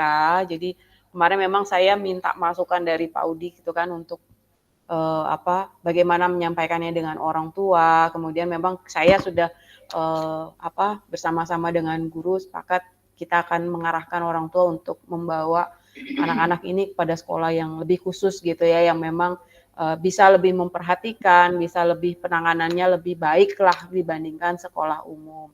Karena memang kebanyakan dokter atau psikolognya seperti orang tua Lando, memang di awal dia bilang, dokternya sudah bilang kalau boleh tidak di sekolah khusus supaya interaksinya dia dengan teman-teman sebayanya yang dalam tanda kutip normal gitu dibandingkan dengan dia itu akan lebih memudahkan stimulasinya gitu. Tapi ternyata pada prakteknya juga masih tidak 100% juga gitu Pak Adi, karena kalau di KB ini sebenarnya teman-temannya juga kondusif sekali ya, maksudnya kadang-kadang kalau Lando sudah mulai ini, ayo Lando, jangan begitu Lando, gini ya, tapi kan Landonya tidak memberikan respon yang baik gitu ya, dia cuek aja gitu ya, dia tidak mendengarkan teman-temannya gitu. Jadi sebenarnya proses itu sudah kami lakukan, guru juga sudah mencoba membimbing rekan-rekannya yang lain untuk juga bisa membantu anak yang berkebutuhan khusus ini, termasuk juga dengan Alvaro gitu ya. Kadang-kadang teman-temannya di kelas juga suka udah terbiasa lah ketika Alvaro udah mulai jerit-jerit, udah mulai ini, paling kalau ini mereka bilang, Bu Guru Alvaro naik-naik gitu kan ya. Maksudnya mereka mengingatkan gitu kan, kenapa sih Alvaro naik-naik atau ini. Kemudian mereka juga sudah tahu kalau mulai Alvaro sudah mulai teriak-teriak, jerit-jerit, sudah nggak ada lagi yang melihat, memperhatikan, karena kami selalu sampaikan jangan dilihatin, nanti tambah jadi gitu, karena itu adalah salah satu cara dia untuk menarik perhatian orang-orang di sekitarnya gitu. Nah, tapi kan tidak bisa begitu terus gitu kan. Ya mengingat juga apalagi Alvaro ini usianya kemarin sudah 6 ya, gitu, sudah genap 6 tahun. Nah, secara 7 ya, sudah 7 malah, sudah 7. Nah, nanti kan kalau dia mengulang di Dapodiknya tidak bisa masuk kan, gitu. Jadi makanya kemarin memang saya minta masukan sama Pak Udi, dan Pak Udi menyampaikan ya memang disampaikan saja kepada orang tua, jadi disarankan disampaikan apa adanya kepada orang tua gitu, dengan usianya yang sudah 7 tahun ini otomatis tidak bisa masuk terdaftar di Dapodik gitu. Nah, kemudian dengan kondisi kemampuan sekolah untuk menghandle Alvaro gitu ya, dengan keterbatasan kemampuan, jadi lebih baik disarankan ke sekolah yang khusus gitu untuk Alvaro, dan tetap dihimbau untuk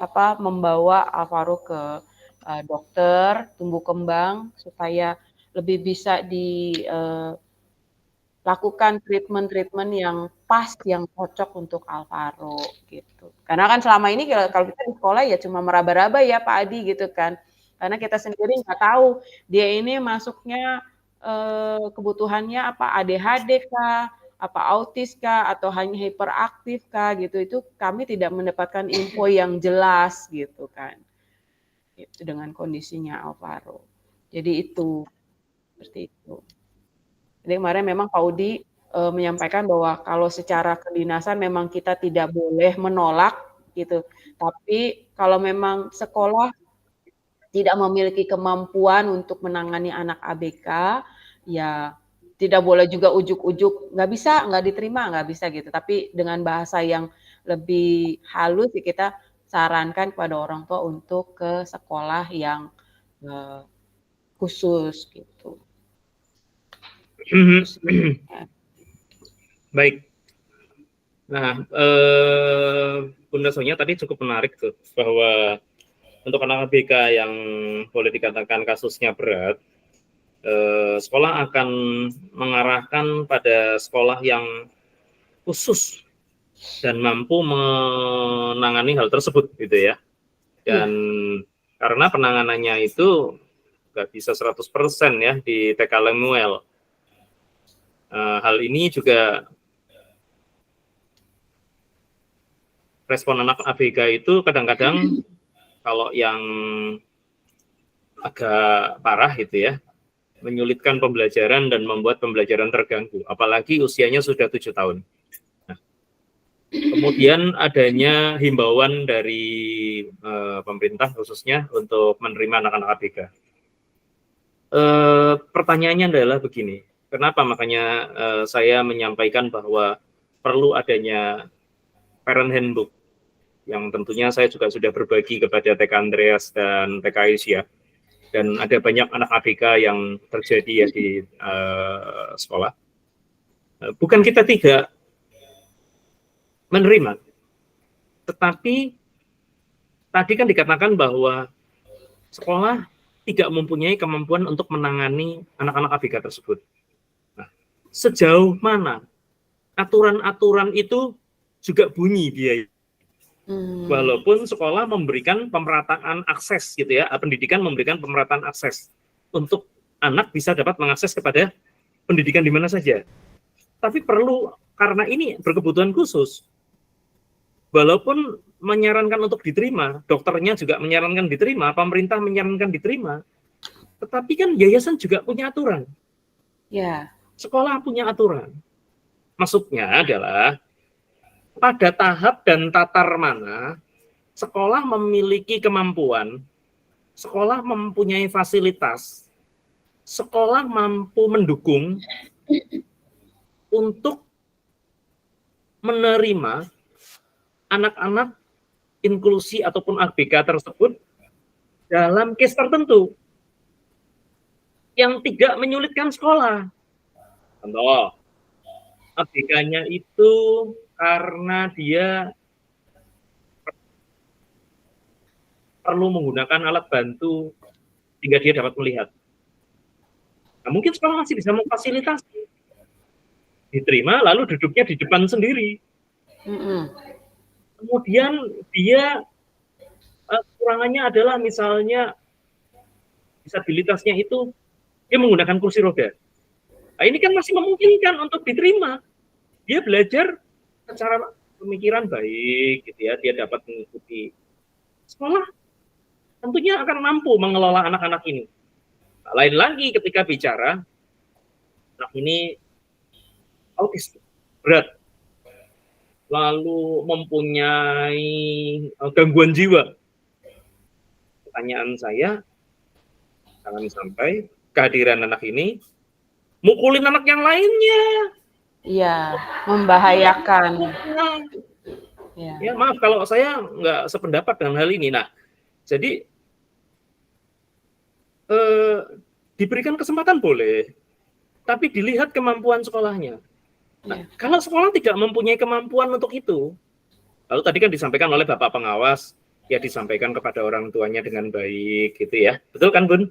Iya Pak Adi. Alangkah lebih indahnya kalau itu termuat di dalam aturan-aturan yayasan dan itu dideteksi dari awal, bukan di tengah-tengah. Kalau di tengah-tengah lalu bendera putih diterima, kesannya beda ya. Sudah diterima kok anak saya dibuang. Sekolah bilang nggak sanggup. Kalau saya yang jadi orang tuanya nggak terima gitu kan. Busonya nerima kok di awal. Anak saya sudah 1 tahun bersama TKK Lemuel. Kenapa di tahun kedua anak saya ditolak? Saya tetap mau nyekolahin di TKK Lemuel. Apapun yang terjadi. Gimana? Ayo Bunda Yusi. Anda menolak di tengah-tengah, bagi saya tidak terima. Anak saya memang berkebutuhan khusus, tapi kok diterima oleh Bunda semua di hari awal. Oh ya, akan diupayakan gitu ya.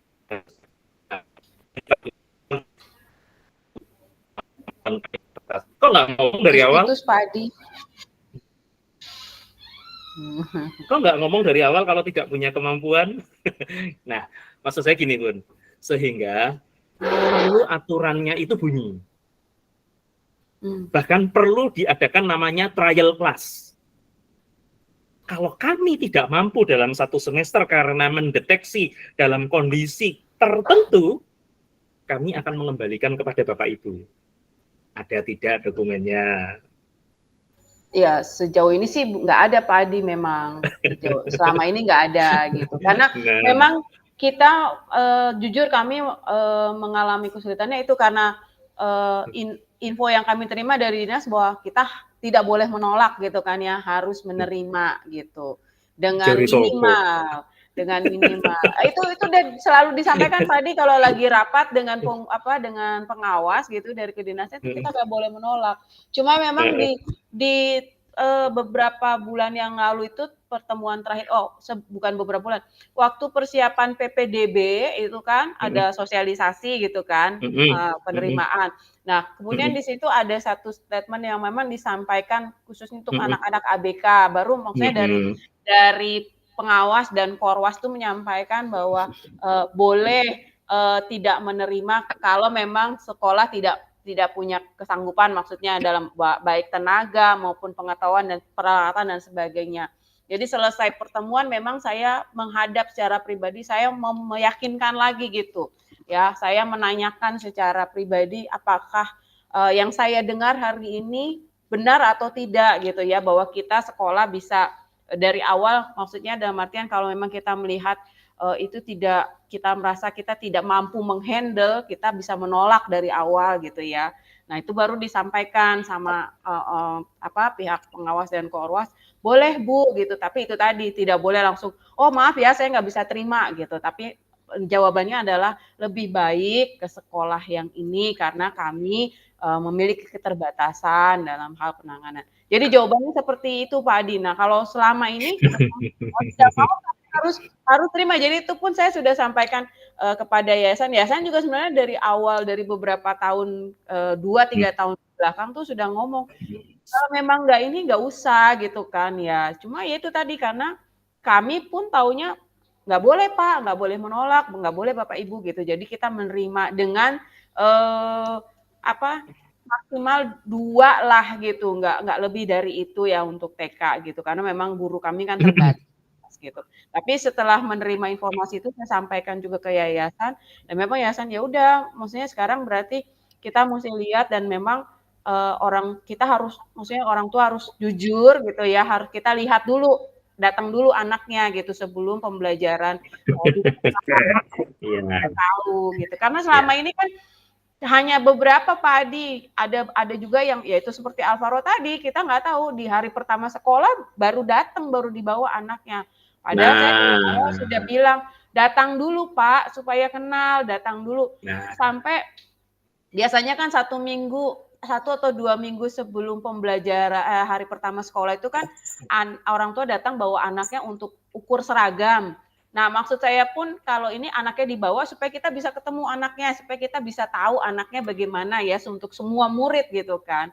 Nah itu nggak dibawa juga waktu hari pengambilan seragam gitu.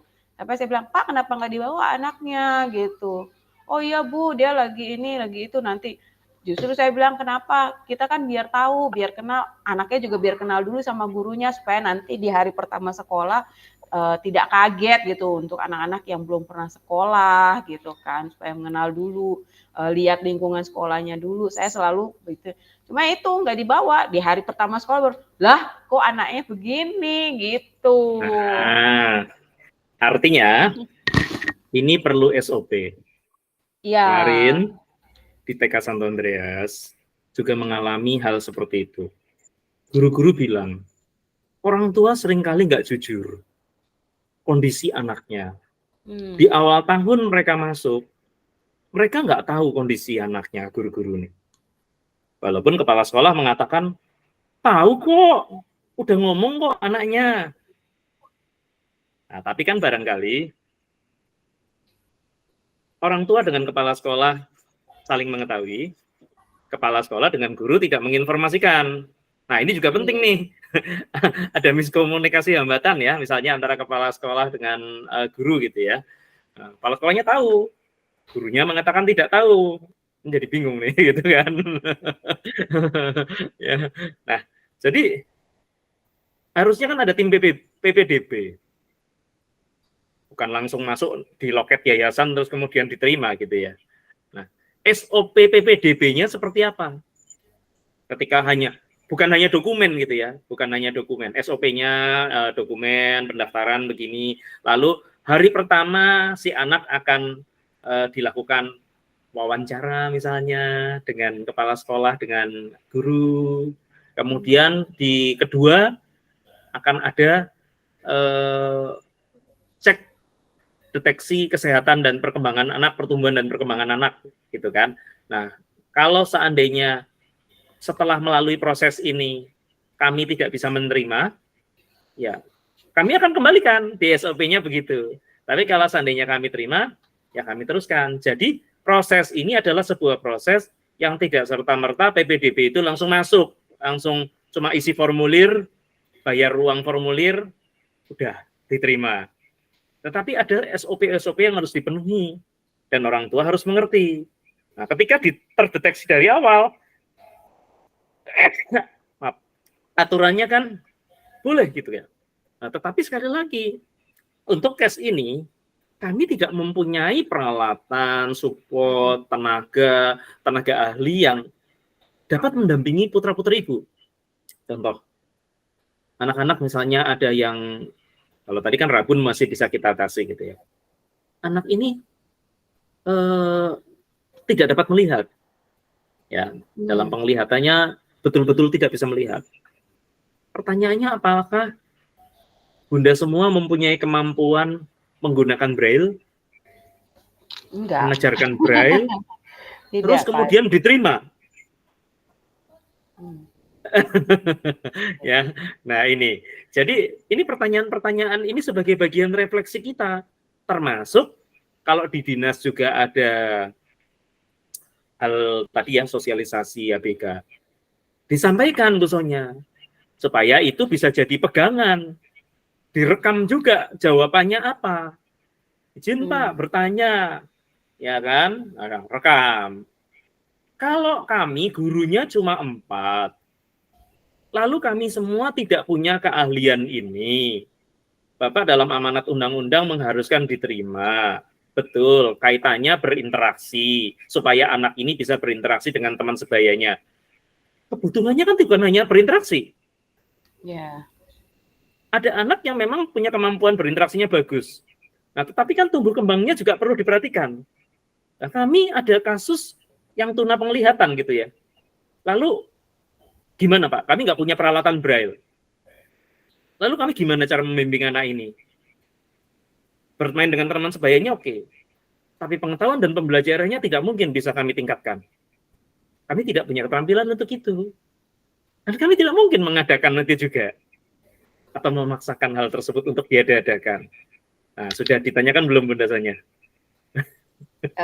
Ya, kalau untuk hal itu memang belum Pak Adi. Memang kebetulan selama ini sih kita masih ABK yang masuk ke TK itu rata-rata ya kasusnya speech delay seperti itu. Kemudian yang hyperaktif gitu ya. Nah, untuk seperti autis masih dalam kondisi yang masih normal lah, maksudnya tidak terlalu mengganggu rekan-rekan. Nah, ini baru ini ketemu anak seperti Alvaro gitu. Kalau kayak Lando kan memang mamanya dari awal sudah ngomong deteksinya awal itu adalah speech delay gitu. Dan memang dia sudah pergi ke dokter, sudah terapi gitu ya. Nah, tapi ternyata dalam perkembangannya agak bertambah, ada yang lain gitu. Dan itu sih dia jujur sampaikan kepada kita pihak sekolah, ke guru yang bersangkutan gitu. Dan dia juga bilang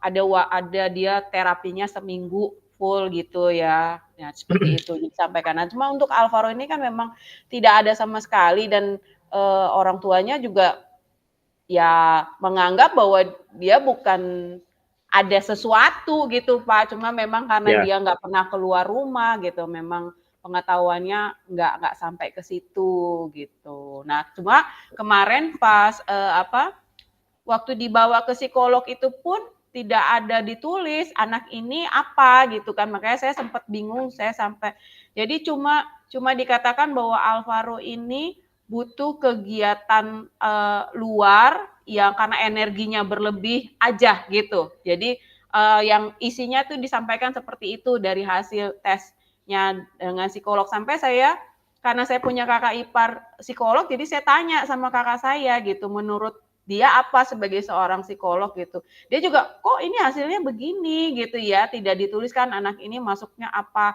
apakah dia masuk ADHD, apa autis atau apa, nggak ditulis gitu loh di reportnya gitu kan. Jadi dia juga bingung katanya dia, cuma kan memang saya sampaikan kan apa yang sudah terjadi dengan Alvaro dari awal sampai akhir gitu dan apa yang kami alami gitu ya. Ya dibilang memang udah benar apa yang kamu ngomong, maksudnya sampaikan kepada orang tuanya bahwa harus dibawa ke klinik tumbuh kembang supaya tahu gitu ya, apa yang sebenarnya terjadi dengan Alvaro ini gitu. Cuma kan kondisinya kan orang tuanya kan itu tadi Pak, di waktunya nggak ada ya, nggak tahu juga sih kalau kita sih berpikirnya orang punya duit gitu ya, kenapa sih demi anak nggak disempatkan waktunya gitu untuk bawa anaknya ke dokter ya, saya nggak tahu apa yang terjadi dengan bapaknya gitu ya. Nah, cuma memang terakhir kemarin ketika saya menyampaikan karena Alvaro ini sudah mulai membahayakan, ya sudah mulai mukul bahkan mau nusuk gitu ya, mau nusuk kita dengan pensil gurunya gitu yang mendampingi. Jadi saya bicara memang sama bapaknya, sama omanya. Ya kalau di rumah bapaknya tuh enak banget ngomongnya sama saya gitu. Kan saya bilang saya malah takutnya maksudnya di rumah ini kan cuma dengan oma dengan kakaknya yang kelas 5 SD. Ya amit-amit ya Bang Bayi nanti takutnya tiba-tiba dia pegang pensil, pegang benda terus ditusuk dari belakang gitu kan. Bapaknya dengan enteng aja ngomong sama saya, dimarahin aja Bu gitu. Kalau di rumah sih nggak bakalan berani dia karena kita langsung marahin. Sering kali dia datang ke sekolah dengan kaki yang biru-biru gitu ya, habis dipukulin sama bapaknya. Nah kalau kita kan nggak mungkin gitu kan. Ya paling kita dengan suara yang keras, dengan gestur ya, saya melotot kah atau apa. Mungkin saya cuma sekedar pegang penggaris gitu, saya ketok di meja aja gitu supaya ada rasa segan ya gitu untuk dia menghentikan dia melakukan sesuatu yang tidak baik. Cuma sampai di situ sih paling gitu. Paling kalau udah agak keterlaluan saya pukul memang telapak tangannya saya pukul agak kencang ya. Tidak boleh melakukan itu. Paling saya gitu kan. Nah, cuma kan ya kami saya dan guru-guru menyadari bahwa anak ini kan tidak mengerti kita mau marah seperti apa, kita mau pukulin seperti apa, dia kan nggak ngerti, pasti nanti dia lakukan lagi, dia ulangi lagi gitu kan. Makanya terakhir saya ngomong, ayo Pak, tolong dibawa ke dokter supaya tahu. Sampai saya sudah ngomong, akhirnya saya harus ngomong, saya bilang, kalaupun ada obat, sampai saya bilang gitu kan, untuk menurunkan energinya Alvaro, aktivitasnya Alvaro, itu kan dokter yang tahu dosisnya seperti apa, apa obat apa yang harus diberikan atau treatment apa yang harus diberikan, itu dokter yang tahu gitu. Kalau kami tidak punya kemampuan itu gitu. Ya, dia memang sudah bilang, iya Bu, nanti saya coba cari waktu atur waktunya. Ya sampai sejauh ini saya nggak tahu sudah terlaksana atau belum. Memang udah ada terapis yang datang ke rumah 1 minggu sekali di hari Jumat, dan itu terapisnya sendiri sudah sampaikan bahwa Alvaro ini masuk kategori ADHD, itu udah disampaikan pada orang tuanya, gitu. Saya nggak tahu kenapa bisa sampai keluar statement itu, apakah memang dari kegiatan terapinya selama 1 minggu sekali itu terapisnya bisa mengambil kesimpulan seperti itu, atau memang ada tes yang dilakukan, saya tidak tahu juga Pak Adi. Jadi gitu. Kalau memang Alvaro ini memang bukan hanya ketidakjujuran, tapi memang orang tuanya nggak menganggap bahwa anak ini ada sesuatu gitu. Hanya bilang memang nggak pernah keluar rumah, kemudian kena pandemi, nggak pernah ketemu orang. Jadi kalau keluar rumah ya gitu, nggak bisa menghandle keinginannya untuk explore kemana-mana gitu. Cuma kan kami kan nggak bisa bilang, Pak ini ada sesuatu gitu. Cuma ya memang saya bilang diarahkan untuk coba deh gitu ke saya selalu, ini memang tenaganya dia terlalu besar gitu ya, kemudian rasa ingin tahunya juga besar, cuma konsentrasinya nggak ada nih saya gitu. Jadi coba tolong dibawa ke klinik tumbuh kembang supaya ada treatment apa yang harus dilakukan gitu, untuk mengarahkan Alvaro bisa lebih konsentrasi lagi gitu. Itu sih selama ini. Jadi memang kalau untuk kasus yang sampai berat seperti Pak Adi bilang tadi, kayak nggak bisa lihat sama sekali sih, belum ada sejauh ini gitu. Ya, baik. Ya, tapi ini merupakan satu hal yang perlu dijadikan bahan refleksi ya Bun ya. Ya, supaya di tahun-tahun pelajaran mendatang tidak terjadi hal yang sama barangkali, dan kemudian akan menyulitkan bunda-bunda sendiri di dalam proses pengajaran maupun pembelajaran gitu ya. Akhirnya waktunya yang bisa buat ngerjain PMM 6 menit, pas selesai gitu ya, selesai pembelajaran ngerjain PMM 6 menit, tapi selesai pembelajaran ngejar-ngejar anak. Ya, bahkan mungkin ketika nunggu proses orang tuanya datang was-was gitu ya, kalau nggak diawasin nanti pisau atau mungkin pensil yang berfungsi sebagai senjata tajam gitu ya, ujungnya runcing gitu ya, bisa membahayakan guru-guru ataupun membahayakan teman-temannya. Nah, maka daripada itu SOP ini penting gitu kan, SOP PPDB ya kan, dokumen asesmen itu penting, asesmen bullying Bun. Jangan sampai gurunya yang dibullying gitu ya. Iya. Nah, ini menjadi satu hal yang bermakna. Mudah-mudahan yayasan juga bersama guru-guru bisa membuat dokumen terkait daripada bagaimana mengakses peserta didik sebelum diterima. Supaya lebih tersaring lagi. Bukan hanya kita bicara maksudnya menerima kuantitas gitu ya. Karena kualitas juga perlu diperhatikan gitu ya. Kuantitas boleh, tapi ya disaring betul-betul gitu kan. Jangan sampai nanti endingnya justru guru pas-pasan gitu kan, maksudnya jumlahnya, terus harus direpotkan dengan hal-hal yang tentunya memikirkan strategi, taktik dan sebagainya yang kadang-kala bukannya kita nggak mampu ya, memang bukan bidangnya kita gitu kan. Bidangnya dokter gitu ya, bidangnya terapis gitu ya. Akhirnya kita jadi terapis dadakan gitu kan. Nah, maka ketika ada kegiatan-kegiatan di Dinas Pendidikan yang terkait topik ataupun tema inklusi dan adika, itu bisa lebih dipertegas. Cuma mungkin yang diberikan contoh pertanyaannya jangan yang ringan-ringan, kasih contohnya yang berat sekalian gitu ya, sehingga bisa menjadi dasar rasionalitas dan argumen bagi kita. Kan kami sudah pernah sampaikan Pak. Ya, jadi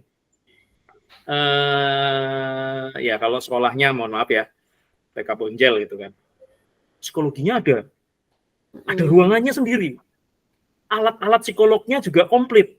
Jadi si psikolog ini ketika ada anak bermasalah bawa ke ruangan, si psikolog ini juga bisa nanganin dengan alat-alat yang dia punya. Ya itu lain. Memang sekolah itu punya kemampuan, punya fasilitas, punya support, punya dana juga mungkin, punya keterdukungan dan sumber-sumber semuanya, baik material maupun non-material, sumber daya manusianya juga yang mendukung hal tersebut. Ya kan, Bun? Iya, Dan betul Pak Adi. mungkin proses PPDB juga sudah transparan kali orang tua gitu kan. Kami mengalami seperti ini, kami dengar sekolah ibu atau suster punya tenaga psikolog. Kami berharap dengan menyekolahkan di sekolah bunda dan suster, anak-anak kami juga akan lebih terperhatikan dan tertangani gitu ya. Lain. Iya, betul Pak Adi. Bayarnya yo larang ya. Masuk TK Bonjel itu masuk uang pangkalnya aja tawar-tawaran dulu gitu kan. Apalagi kalau tahu bahwa ada yang mungkin perlu didampingi lebih gitu ya, barangkali. Ya. Iya. Jadi ini ya Bun, mudah-mudahan kita sama-sama gitu ya memperhatikan proses pembelajaran di kita, maksudnya tentunya dengan batasan kemampuan kita gitu dioptimalisasikan. Tapi kalau nggak mampu ya jangan dipaksakan. Iya. Nah, di awal tetap harus ada kejelasan, gitu Bun. Iya Pak Adi. Ya. Ya makanya memang kemarin udah sepakat sih, maksudnya kita semua kepala sekolah waktu rapat yayasan gitu ya, maksudnya baik TK, SD, SMP, karena kan memang kami di semua jenjang ini ada Pak Adi gitu ya, ada anak ABK gitu ya, jadi kita harus sepakat bahwa memang kita harus ini orang tua dari awal harus jujur, kemudian ya kita lihat anaknya dulu, datang dulu kita lihat kondisinya bagaimana, kalau memang tidak mampu, kita tahu bahwa ini di luar batas kemampuan kita, ya lebih baik tidak diterima gitu, dan kita sarankan untuk ke sekolah yang khusus gitu. Jadi memang itu sudah ini ya, mungkin ini yang perlu dipikirkan adalah SOP-nya tadi Pak Adi, memang kami belum punya gitu untuk SOP anak ABK ya gitu, penerimaan untuk anak-anak ABK seperti itu gitu. Iya. Ya, pokoknya mudah-mudahan sekolah TK Lemuel dapat memberikan yang terbaik dalam mendampingi anak-anak peserta didik gitu ya. Iya. Dan tentunya sesuai dengan aturan yang ada, baik di dinas nasional maupun yang berlaku secara intern ya di yayasan ataupun hasil dari normatif yang sudah disepakati lah gitu ya yang berlaku di lingkungan TK Lemuel. Baik Bun, ada lagi? Enggak sih, udah Pak Adi. Ya cukup ya. Baik, jika demikian kita akan tutup dan kita akhiri kegiatan PMO 3 pada hari ini, dan kita nanti akan jumpa lagi di dalam kegiatan Lokakarya 4 disiplin positif pada minggu mendatang. Baik, silakan mungkin Bunda Yusi ataupun Bunda Falma dapat penutup dalam doa. Ayo Bu Falma, silahkan.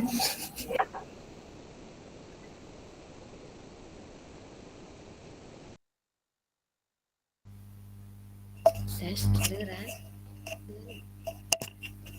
Kita bersatu dalam bagi Bapak, puji syukur kami ucapkan kepadamu. Terima kasih atas berkat-Mu sehingga kami dapat melaksanakan PMO pada hari ini. Ya Bapak, kami juga berterima kasih karena Engkau telah memberkati kesehatan Padi sehingga Padi dapat menyampaikan PMO pada hari ini. Ya Bapak, kami berdoa untuk kelancaran pada aktivitas kami, kegiatan kami, berikanlah kami kesehatan selalu, agar kami dapat mengikuti melaksanakan kegiatan kami dengan baik. Dan kami sampaikan kepadamu dengan Kristus dan antara kami.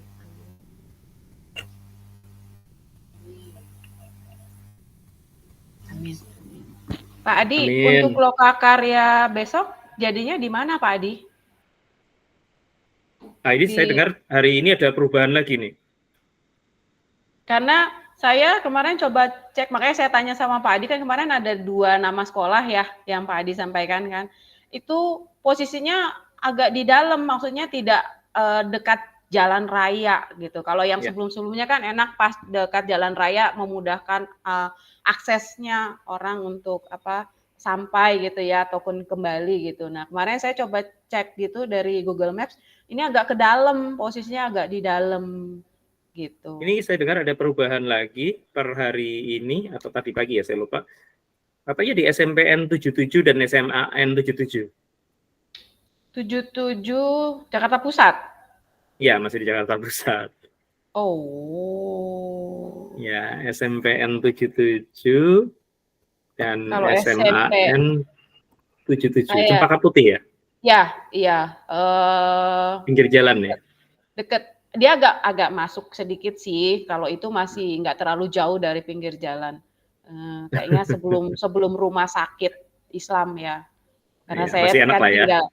saya tinggalnya di daerah situ, di Kodamar, Pak Adi. Jadi saya tahu daerah situ, sekitaran situ. Usulnya ini pindah-pindah nih ya.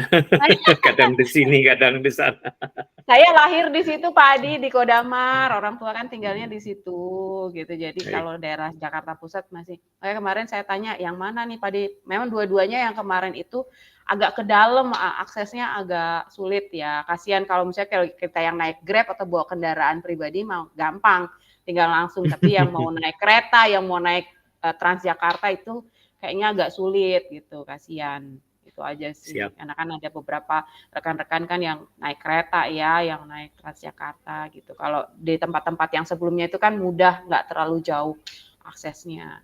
Gitu aja sih. Baik. Ya, mudah-mudahan paling lambat hari Senin depan sudah dapat putusan lah ya, begitu kan. Ya. Kalau kegiatannya sudah, nih kelihatannya masalahnya tempat gitu, jadi masih alot nih gitu. Jadi suratnya nggak jadi gitu ya. Coba kalau pakai tempatnya di TK Lemuel gitu ya. Nggak muat. Oh, mau aja muat. Tapi nggak muat Pak Edi. Iya. Siap. Iya. Baik. Terima kasih banyak Bunda Sonya, Bunda Yusi, dan Bunda Falma. Kita menanti kabar baiknya di PMO ke-4 mendatang.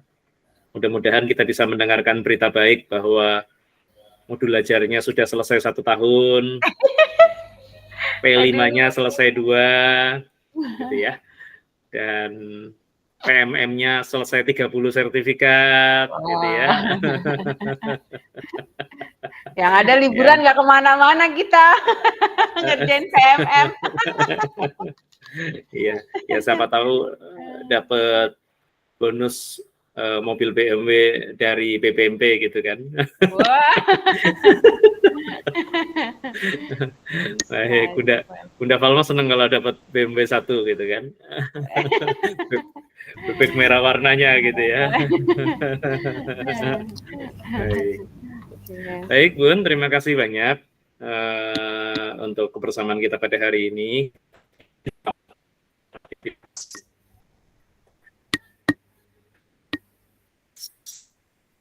Hilang Pak Adi suaranya. Cek.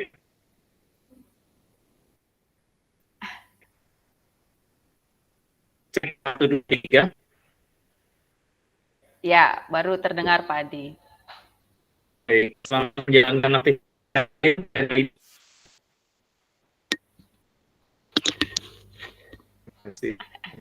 Hilang. Pak Adi nge-lag.